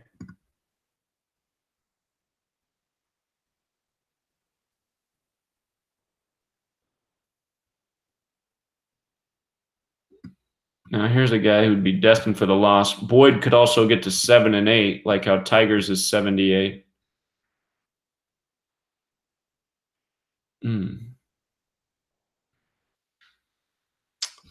All right. Well, not any real great clues there. 25th of the month. All right.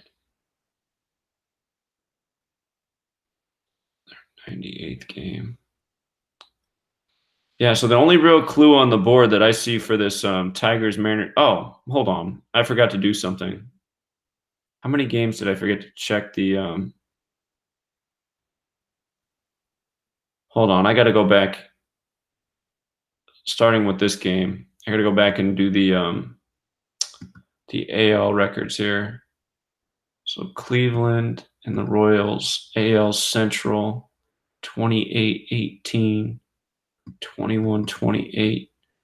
All right, 53 wins for Cleveland, 27-37 losses. 53-37. I don't see a great clue with that. 27, 34 wins. Indians is 34. 43, 59 losses. 20. Okay, I don't see any great clue in that for today. Okay, Angels to win 4 in a row. Let's see how that looks with the division records. Baltimore, 23-28 wins, 45, 60 losses.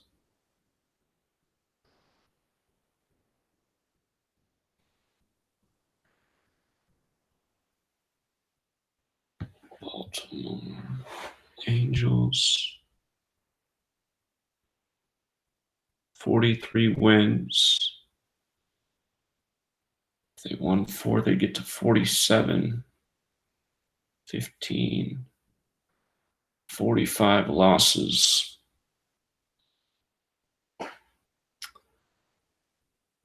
Oh, that means the Angels can get their 44th win versus the AL today on the 44-date numerology as well. Here, give me 1 minute. I'll be back in less than a minute. 1 minute. And then we'll review all this. Just want to make sure we got all the division records.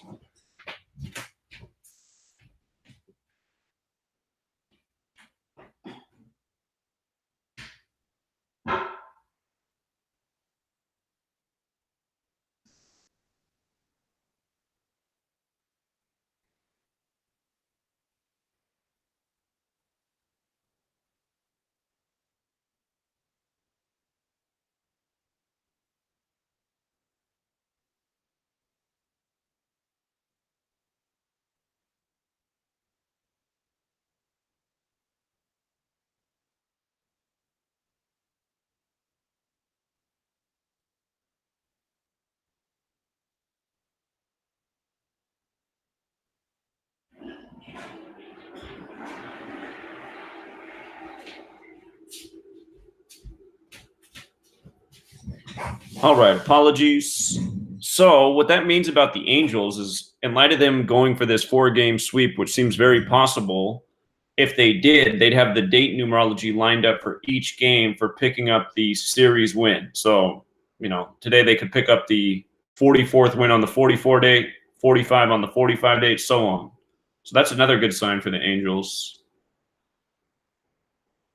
The Angels, I would say, is the safety route for the days ahead. Probably none of them will be great payout games, but they look like they're the riddle looks strong. So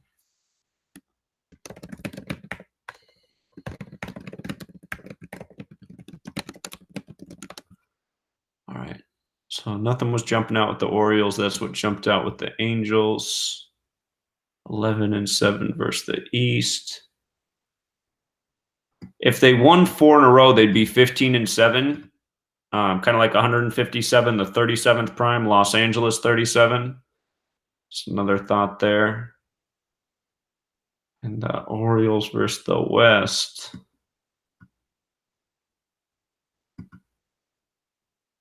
don't really see great riddle there, but the Angels to win 4 in a row. Again, Angels 58, Baltimore 58.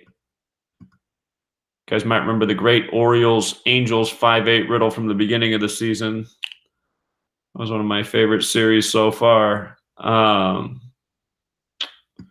right, Rangers and Athletics. Let's see, what was I missing?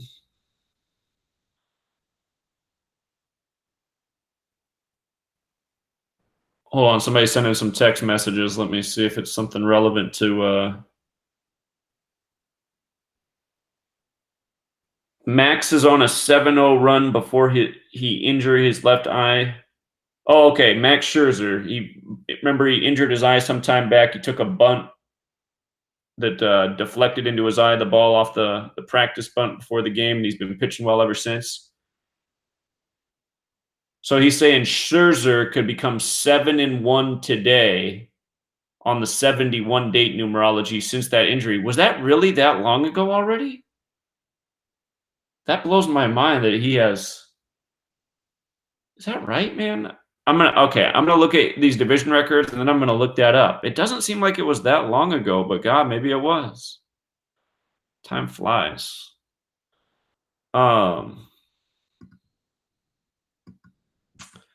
Rangers and Athletics. Okay. 720. The Rangers could get their 44th win today in the AL. They're at 43 wins. Could get number 44 on the 44 date. They have 42 losses. It's the West, 23 and 29.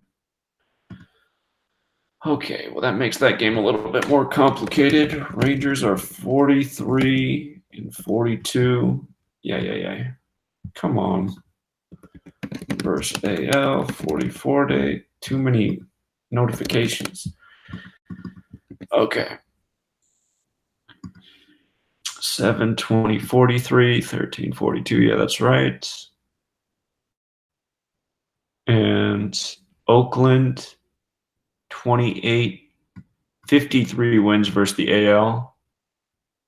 18, 42 losses. 53 and 42.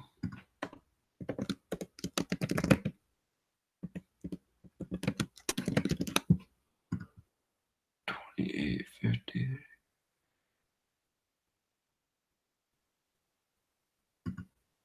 Okay.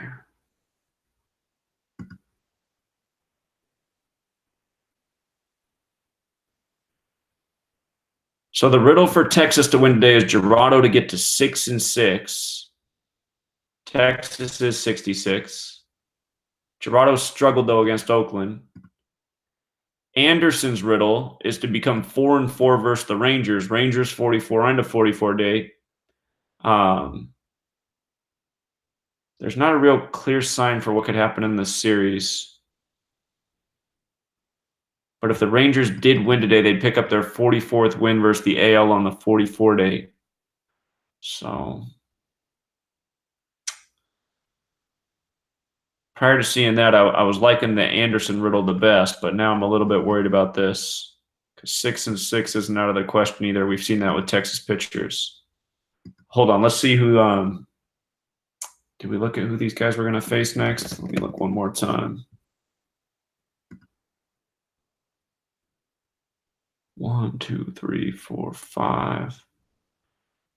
So Gerardo will likely face the Mariners next, and you can make an argument either way. That game's at No, it's not. It's in Texas. But still, if he was 6-7 by the end of the Mariners game, like 67 the 19th prime, Seattle 19, that could make sense, but he could win or lose to have that set up. His next start will be in Texas, though. Texas 66. Let's see here. Athletic schedule.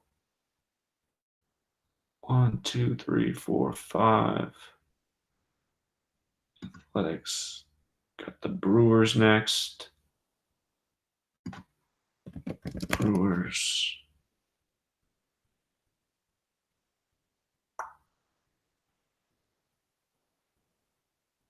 Yeah. It's not going to be a great clue.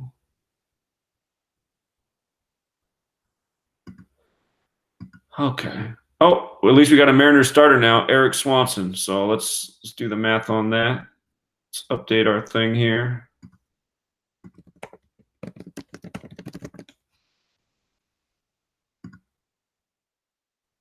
Eric Swanson. Where's he? Number 50. Let's see. Swanson is 1-5. 1-5 for the season.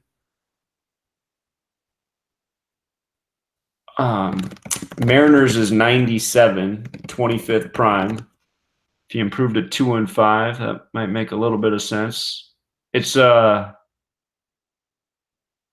25th of the month too. So that could make a little bit of sense, improving to 2-5 today. And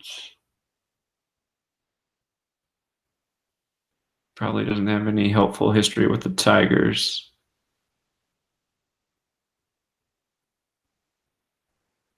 Let's see his birthday.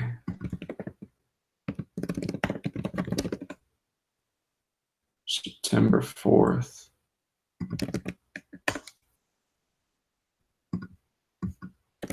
September 4th to today. 324 days. That means his upcoming birthday's in 41 days.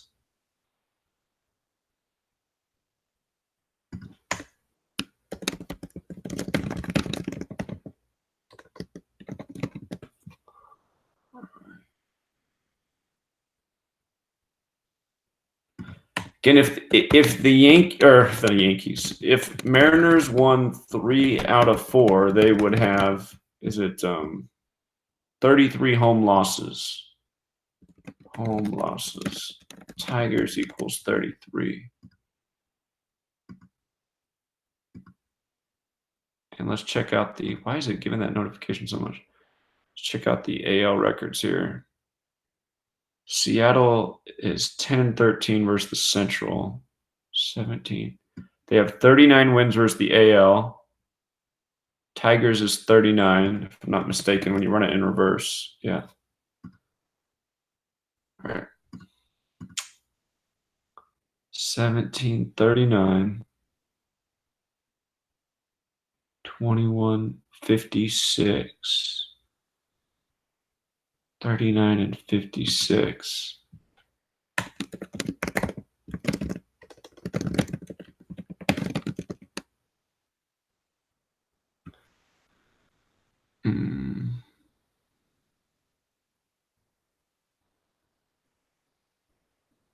Detroit's on the 42nd parallel. I don't see any great clue with that.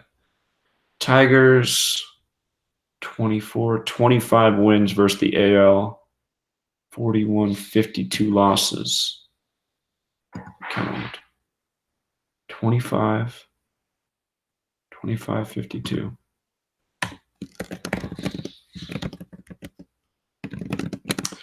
Well,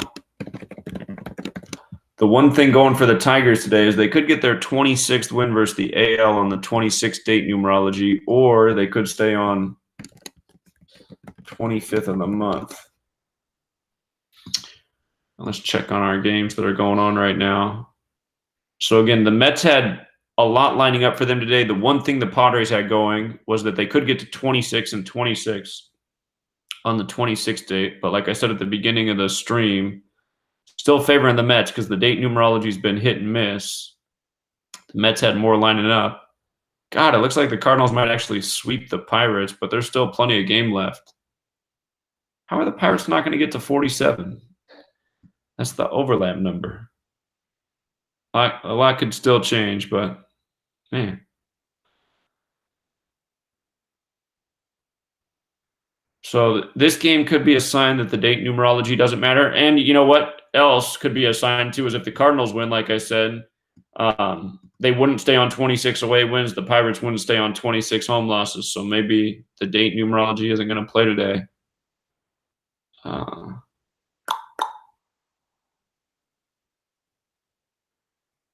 See what happens. There's still plenty of game left. All right. All right, so let's review what we're looking at. So the early game should tell us something about the date numerology. Again, the Mets getting that win today will put them at 47 wins on the season. San Diego's 47, who they're facing. They face the Pirates next. Pirates 47.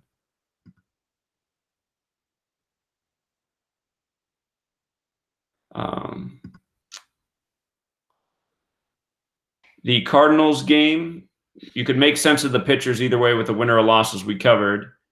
But that overlap number with 47, again, Pirates and St. Louis are both 47. I was thinking that's what would play. And I thought Schilt would pick up just one loss in this series. Today was the last chance for that to get to 76 losses because Pittsburgh's 76. We'll see. Pirates have not won a game at home against St. Louis this year. The Rockies and Nationals, whoa, the line is growing. It was negative 300 earlier. Now it's negative 330. Again, we're not seeing a lot of lines go sideways. I was going to look at the Max Scherzer eyeball injury about the text message. Let me check that out. Max Scherzer injures eye. What day was that? June 19th.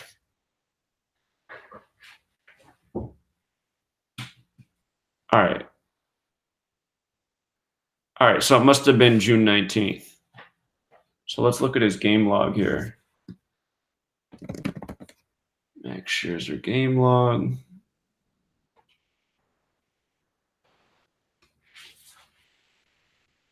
ESPN.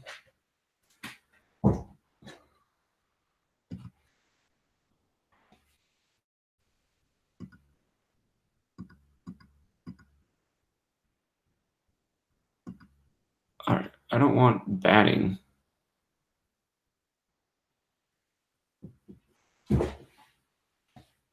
Oh, okay, it is pitching, I see. June 19th. So 1, 2, 3. So he's 4-0 since then. For the person who texted in and said he's 7-0 since injuring his eye, he's actually 4-0. I was thinking, man, 7-0. Has it really been that long? So the person who texted in, they thought that was a sign that he would fall to 7-1 since injuring his eye. But I knew that didn't sound right because I just didn't think there had been that many games since then. So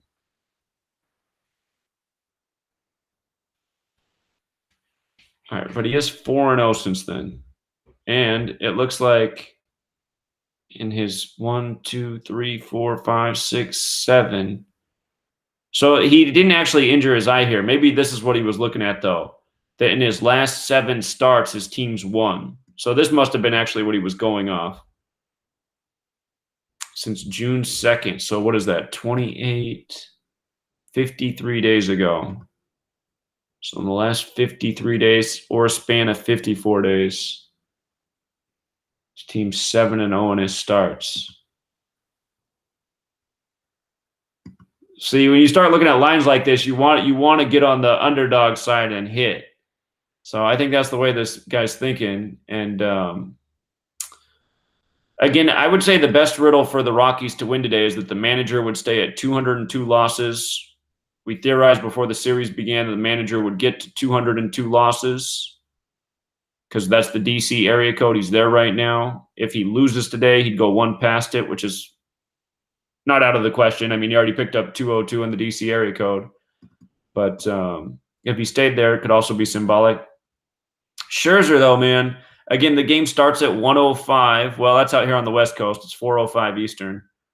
But Nationals is 1:05. Scherzer can get to 10-5 on the season. And if he wins, he'll get his 33rd win at the Nationals Park. Nationals equals 33. So he could have a double Nationals tribute today with a win. And another thing that could go against the Nationals is if they didn't win, they'd stay at 46 wins at home for the time being against the Rockies. Rockies is 46. If they did win, they'd be 47-56. DC's 47, Washington, DC's 56. If they lost, they'd be 46 and 57. Rockies 46, Nationals 57. The other thing that could go against the Nationals is their next loss versus the NL is number 43 and Colorado's 43. So, and the Nationals do host Los Angeles next. Los Angeles is 55. So if they lost today, they'd stay on 55 wins to host LA. There are a few things that could go for the Rockies, but man, we just have not seen lines like this play well for underdogs. So if you want to go for the Rockies, by all means, could happen, but the Scherzer alignment's pretty strong. So okay, Yankees were looking good to me until we found out that Tanaka could also fall to 8. So Tanaka can become 8-5 on the season, Boston 85, Red Sox 85, or he can become 8-5 versus the Red Sox all time. Tanaka comes in with 71 career wins. It's 71 date numerology. Boston Red Sox equals 71. His team could get the 67th win today.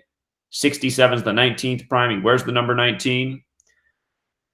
We noticed, okay, the other thing is if the Yankees win today, the Red Sox would pick up their 26th home loss on the 26th date. The date numerology's been pretty inconsistent as of late, but keep in mind Yankees is 26.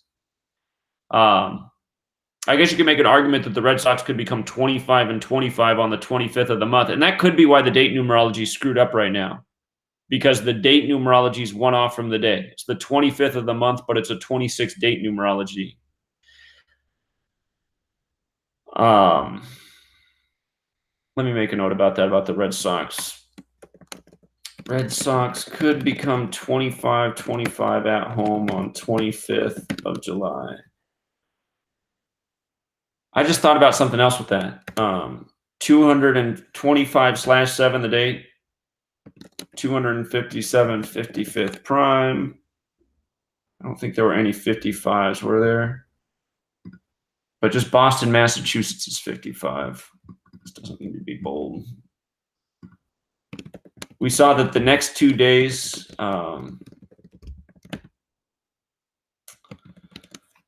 the Yankees pitchers, Paxton pitches tomorrow, and he's going to come in 5-5. If he wins tomorrow, he'll be 6-5. New York Yankees 65. And same thing with Sabathia the day after. He comes in 5-5 with the win. He gets to 6-5. And that 65 has been hitting with the Yankees this year. So,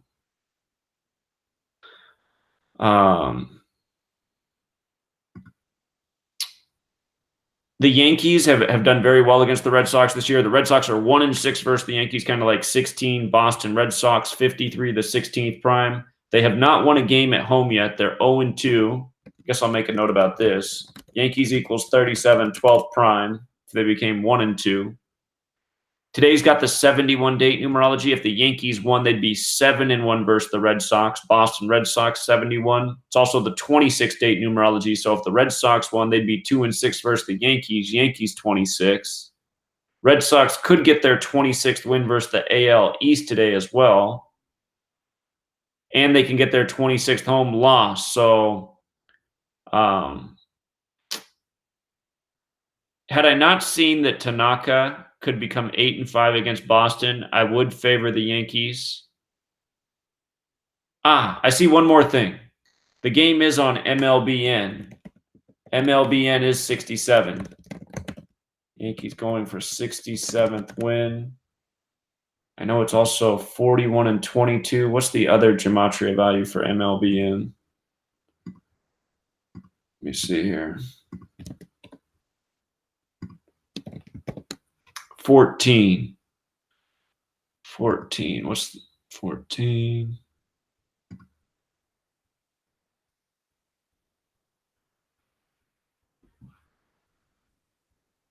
And I want to double check. There's not a 76 connection for Fenway, is there? Or what am I doing? Boston. Is Fenway alone 76? Why do I keep thinking that? No, it's not. It's 88. Fenway is 25 though. If the Red Sox became 25-25 on the 25th.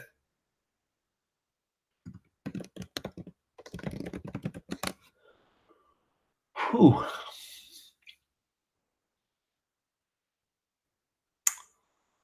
Fenway was also 88, wasn't it? And Porcello could become 8-8. Just not going to make it easy for us today.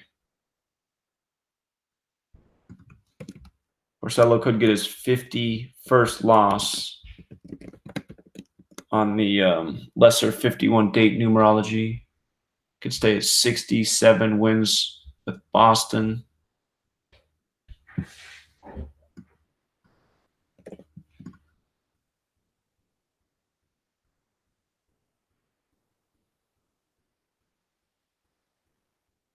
I gotta look one more time at who these guys pitch against next. Whoops.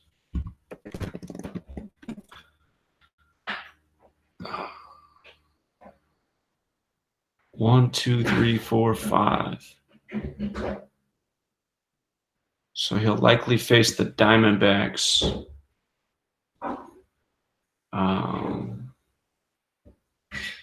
Diamondbacks is 75 if he got a no decision. If he got a no decision, he'd go in there 7-5. Make a note about that.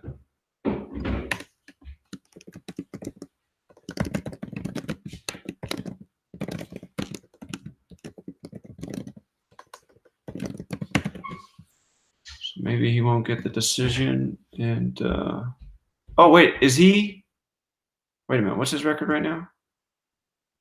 No, that wouldn't make sense.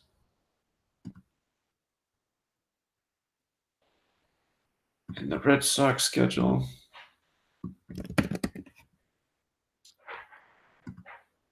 Porcello. He's got the Rays next. Tampa Bay Rays. Don't think that's going to connect.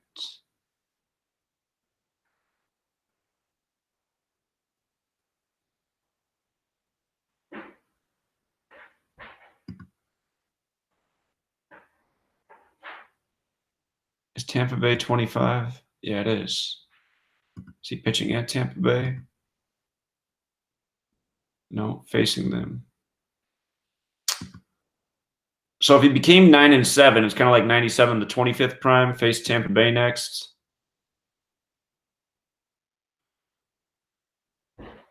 Porcello was good against the Yankees last year, but this isn't last year. He can get his 51st loss. His record would be very Fenway if he lost. He'd be 8-8 on the season. Fenway's 88, and he'd get his 51st loss with Boston. Fenway Park's 51. Porcello will face Rays next. Tampa Bay equals 25. 97, 25th prime. 9-7. Okay.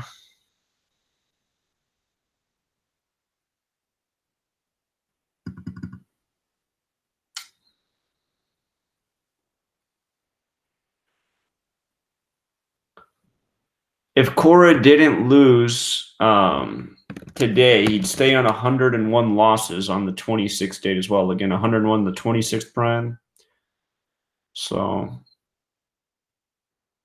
I think the Yankees tomorrow and the next day look good because both those pitchers can become 6-5. That's been a consistent pattern. This one is a little bit too conflicted, so I'd probably lay off today's game. Yeah, I'm noticing one more thing about Porcello. If he did win and become 9-7, his team would become 25-25.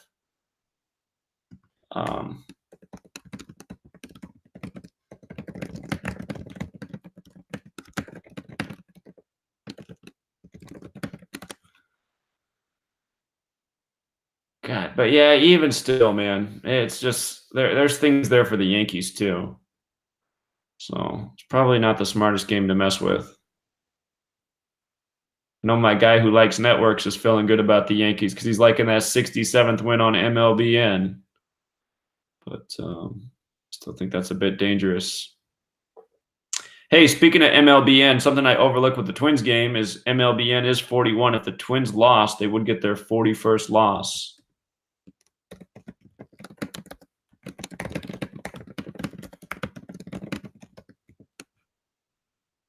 I don't ever feel good about leading with the networks.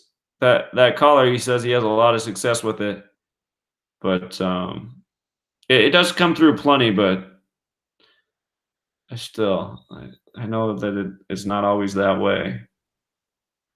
So if it was the networks tonight, it would be the Yankees and the White Sox. One road team, one home team.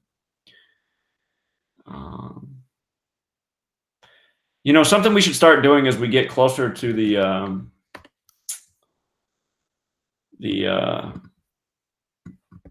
World Series is just see how each day lines up with the World Series. Today's 89 days to the World Series, 24th prime.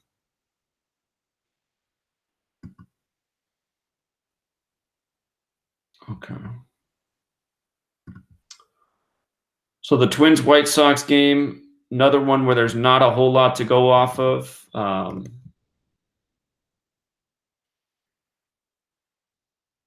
Giolito, the ace, is on the mound for the White Sox. It seems interesting how much of a favorite Minnesota is. But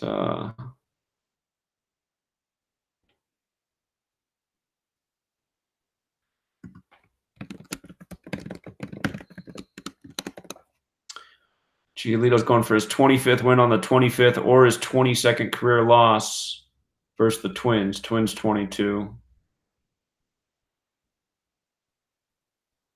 Again, if the Twins did win, they'd be 5-2 versus the White Sox this year. Minnesota's 52. If they split the next 2 days, the White Sox would be 3-5 versus the Twins. Chicago's 35. We saw the guy pitching tomorrow for the White Sox isn't very encouraging. If the White Sox did lose today, they would be 2-2 at home versus the Twins, or they could improve to 3-1. Twins is 22-31. Could fall to 2-5 on the 25th.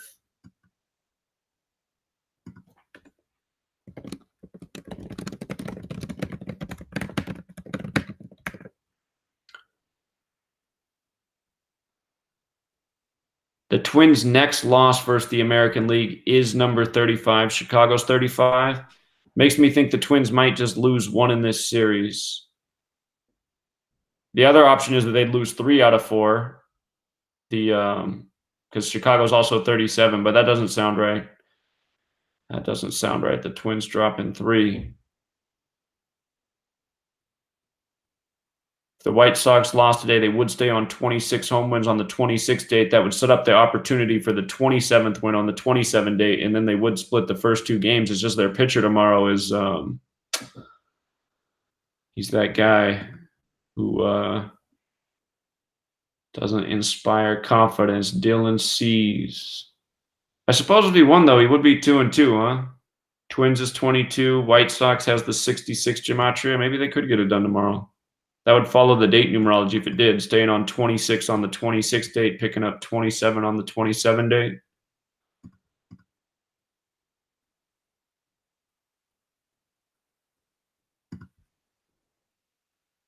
Okay.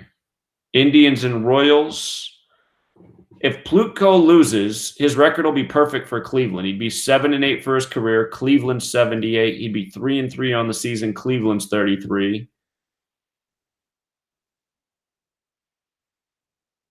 I think I meant to write he's 0-2 versus the Royals here, not Indians. And Montgomery, look at Montgomery, though. He's the concern. 22.5 ERA this year. Not a lot of work, but his limited work's but not been good. He's 0-1 for his career against the Indians with a 9.53 ERA. He didn't pitch very much, though.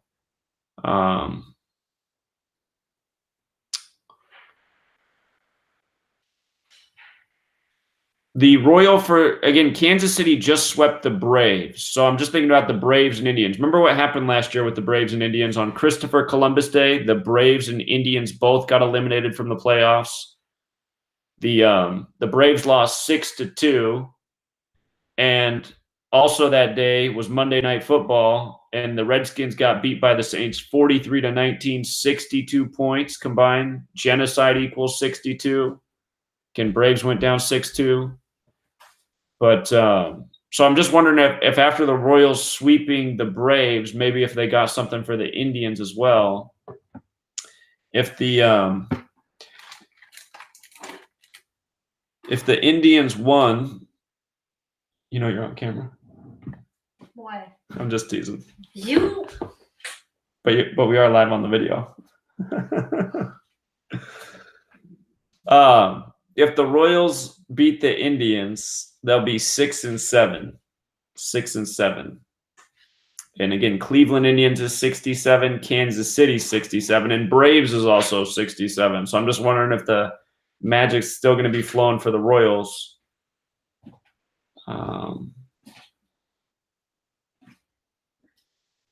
Did we look at the AL records for these teams? Maybe we skipped that.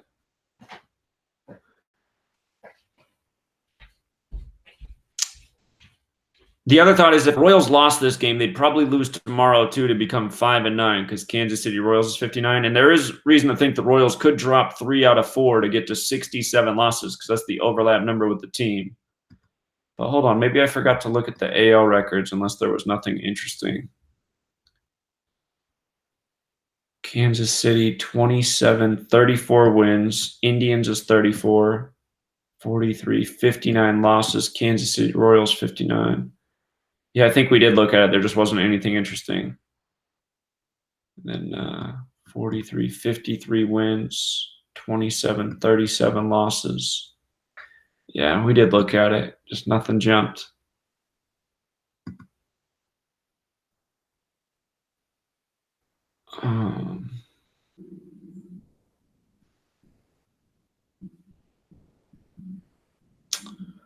So to me, I think the safest series is this one right here. I really do like the Angels winning all 4 games to get to 58. That's just been their magic number. Baltimore 58, Angels 58. And it seems like they want to do something with the Angels for this second half. Because just think about it, the All-Star game, right? The American League got its 45th win all time, and they were wearing the 45 patch for Tyler Skaggs. Tyler Skaggs equals 45 plus his jersey number is 45. And they got that 45th win all time, Major League 45. And just that, they just swept the Dodgers. They've had all these rituals. So maybe the Angels are going to end up making it to the playoffs this year. It's Pujols' last season. Let me just see how this series lines up with Albert Pujols.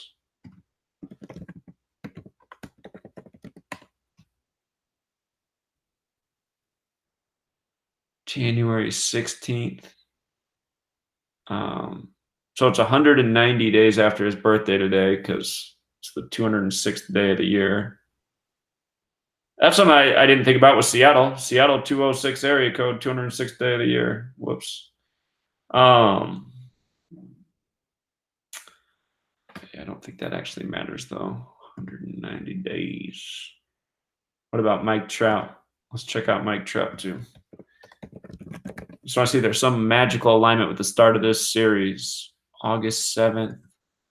So his birthday is in 13 days.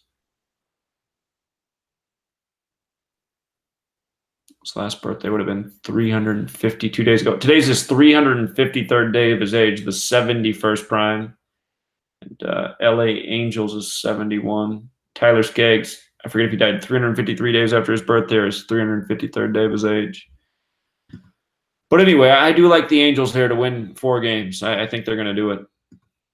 I think it's coming. That'll also put the Orioles again at 37 away losses. Los Angeles is 37, and it would follow the date numerology for the series. The Angels would pick up their 44th win today on the 44 date, 45 on the 45 date, so on.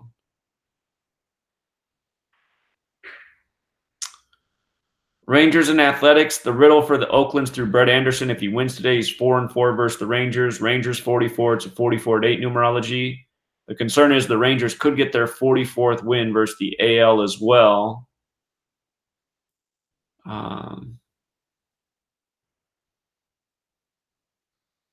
the date numerology hasn't been super consistent. So if you just look at the Gematria, you know, Brett Anderson being 4-4 versus the Rangers does make some good sense.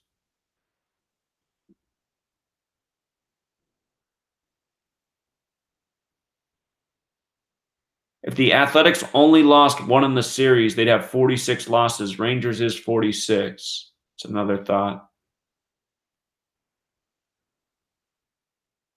Just make a note about that. If A's only lost one game, they would have 46 losses. Rangers equals 46. And the date numerology today, because it's a 71 date, the 20th prime, Rangers could stay on 20 away wins. Athletics could stay on 20 home losses too. That's one other thought. I just wish the Rangers weren't going for that 44th win in the AL. If they lost, they'd be 43-43. Athletics is 34-43. And the Tigers and the Mariners, I'm going to take the Mariners today. I like that the Tigers pitcher can become 7-8 for his career. Tigers is 78. I like that Swanson can become 2-5. Mariners is 97. The 25th prime, like 2-5. It's the 25th of the month. Plus, now that I'm thinking about how it's the 206th day of the year, 206th day of the year, Seattle, the 206 area code. And Seattle likes its 206 tributes. They traded away Edwin Encarnacion 206 days from his birthday. You know, last year, Cano got suspended 206 days from his birthday. So the number's not always good for him. When the Seahawks won their only Super Bowl, Russell Wilson had 206 passing yards.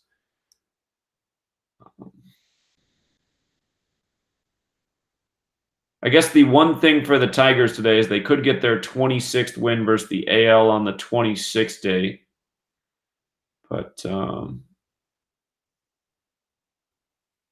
the date numerology hasn't been super consistent. So the Mariners were able to take 3 out of 4. They would stay at, or they'd pick up their 33rd home loss in the series. Tigers is 33. So my favorite game today is the Angels. They are a pretty big favorite, but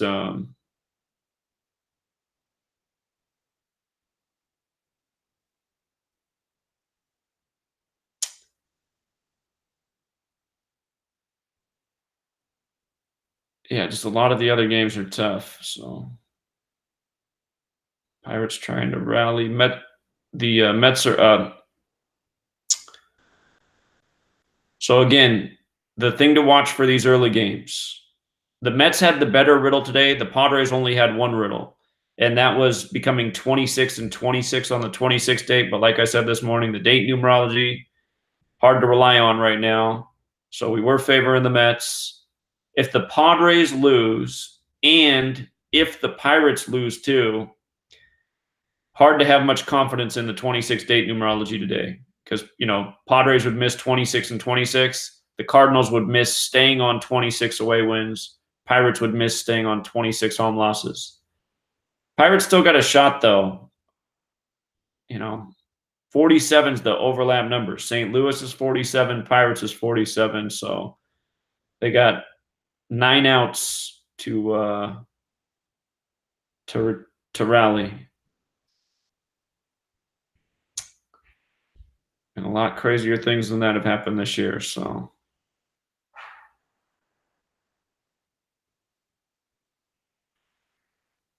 let me check out what's going on in the chat real quick.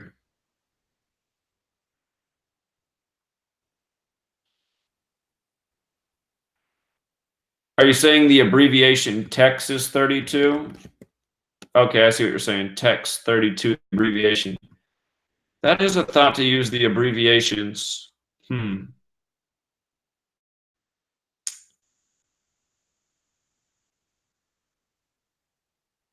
Marty's taking the late chance on the Pirates.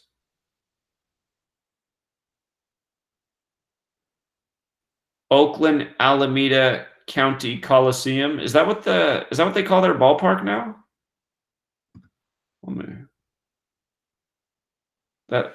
Is that the full name of the park? Okay. I see what you're saying. That is the full name of the park. 101 26th Prime. Yeah, that's a good observation.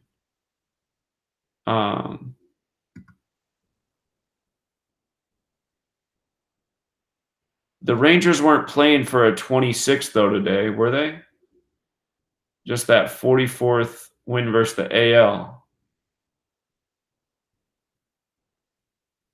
I don't think the 26 was up there.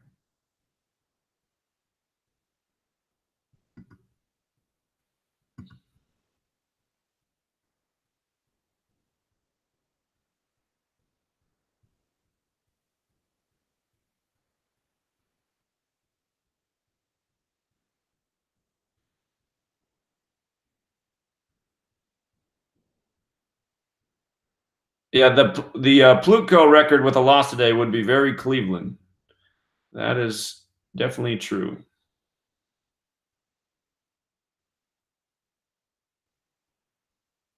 I haven't had a lot of luck with the pitcher named Gematria, though.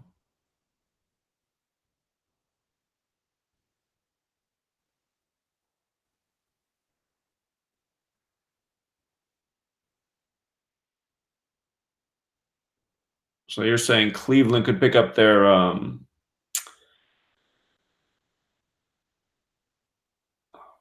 where's that win at? I'm not sure what stats you're referring to.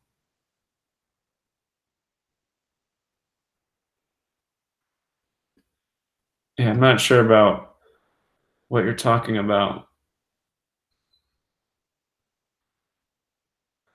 Maybe you're trolling. I don't know. I don't recognize you in here.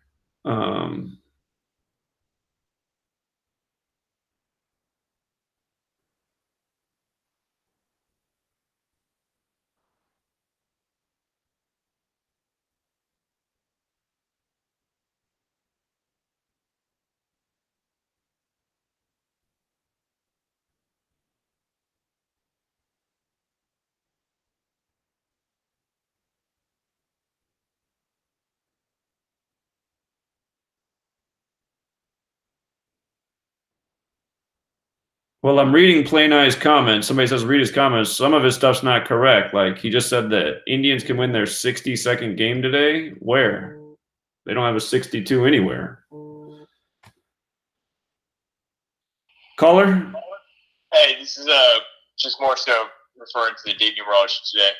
So I noticed, so today is the 71-26 date numerologies. Right. If you plug in Yaniv, YANIV, that's the name of the individual who's pushing the whole, like, they didn't wax my balls thing. What? That has 71-26 as well. Who? And it's Jessica Yaniv. It's the name of the transgender individual in British Columbia, I believe, who is went to like the Human Rights Tribunal in Canada for like 16 different complaints about beauticians refusing to wax their balls. And what's interesting though is Yaniv equals 71-26, and today is the 71-26 numerology, and as well today it's starting to come out that Yaniv is actually Jewish, and so now there's like a whole other story that's developing as well around that. So there's those two stories today. One was that mockery of Trump with the seal, which initially they denied, and then later on they said it was an AV mistake. And then as well, the overlap with the day numerology and the story about Yaniv and Jewish coming out. Okay. So I just wanted to bring that up. It is interesting to note that 71 connection as well with Yaniv because of the sacred feminine, and it's also a mockery of the feminine. So I know it's off topic, so I'll leave it at that. All right. Thanks, again. All right. Take care, man. Okay. Yeah. Well, looks like at least the Mets are going to get it done. The Angels game is the only game that looks like a really strong read to me today. A lot of these other games, very tight. But again, I'll put it all up here in the review video. And just as a reminder, the golf notes, they should be linked down below. I posted them yesterday.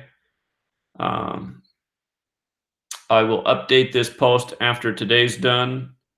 I see Matsuyama's up at the top right now. Let me go back and look at what he's got going on. Matsuyama, 146th event. That would have been perfect for him at the British Open. The name of that cup's 146. Wait a minute.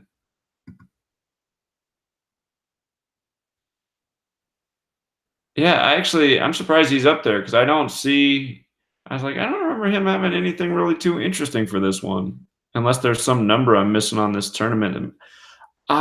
His name has the 61 in it. When I was going through the leaderboards of recent years, I did see some 61s, which is again a number that connects to Christianity, and I saw this Catholic theme. So that's the one thing he's got, 61. That didn't seem to be the winning number in recent years, but I did see it. I did see the 61 in some of the connections with guys who placed in this tournament.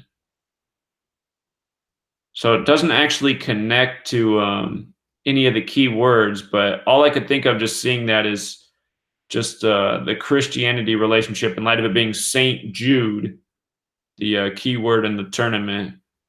So,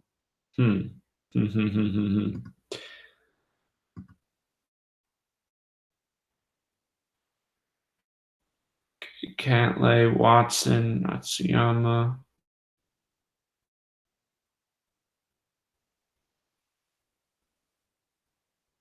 Right.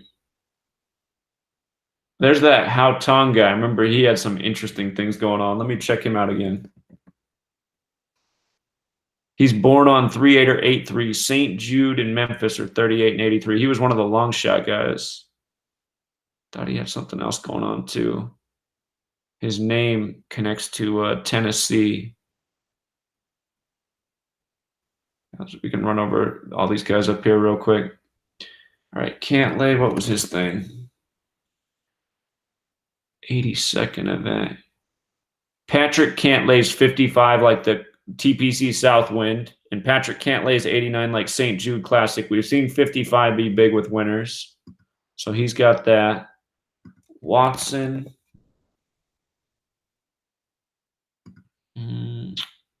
Watson's 34 like Memphis. I think that was all I saw for him.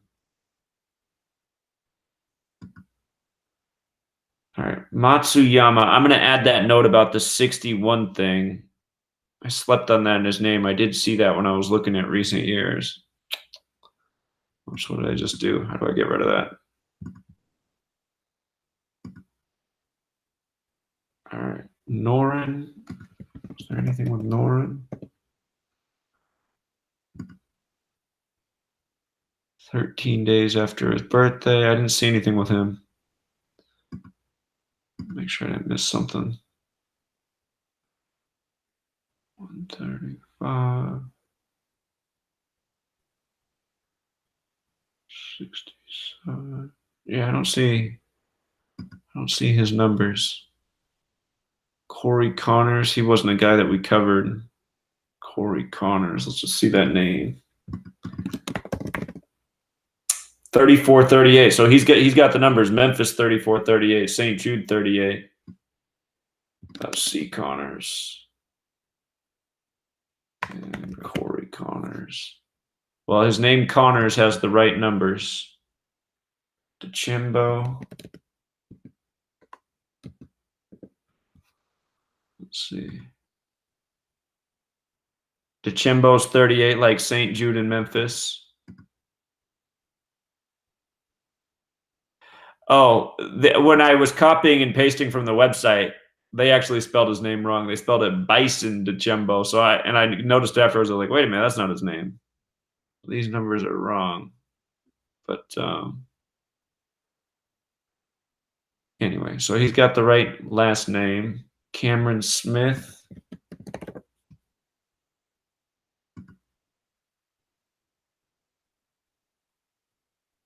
C. Smith 72 like Memphis, Tennessee.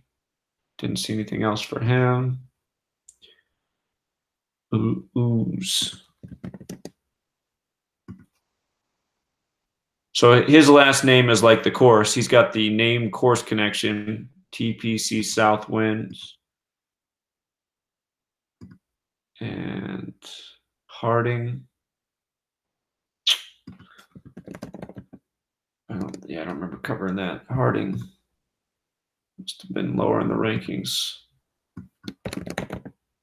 Harding's got that 38. There it is, Memphis St. Jude. Justin Harding. Justin Harding. What about Jay Harding? Jay Harding 71, like Catholic. We talked about how in recent years winners have had the 71 connection as well, the Catholic numbers. 145, I think that's the course as well. TPC Southwind. Or what is it? St. Jude Classic. St. Jude Classic 145. And notice how it started on the 206th day of the year.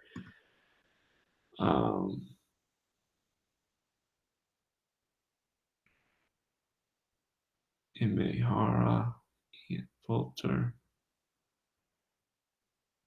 Now wrong.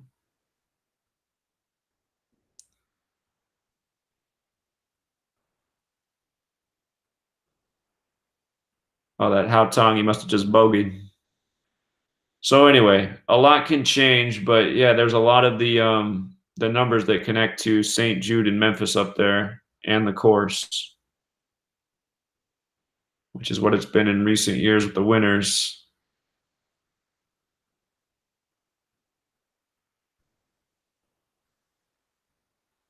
All right, but yeah, well, I'll do a thing at the end of the day and get the update, see if we can clue into a number that's more magical than the next.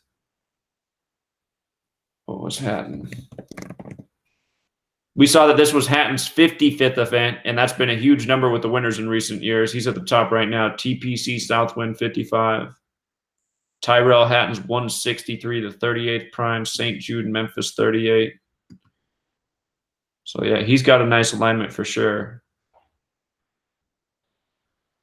Okay.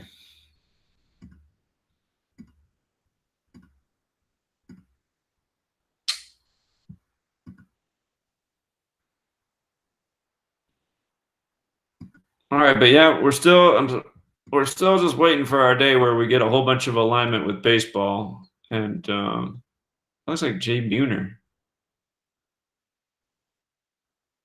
That must be the dude they traded earlier this year.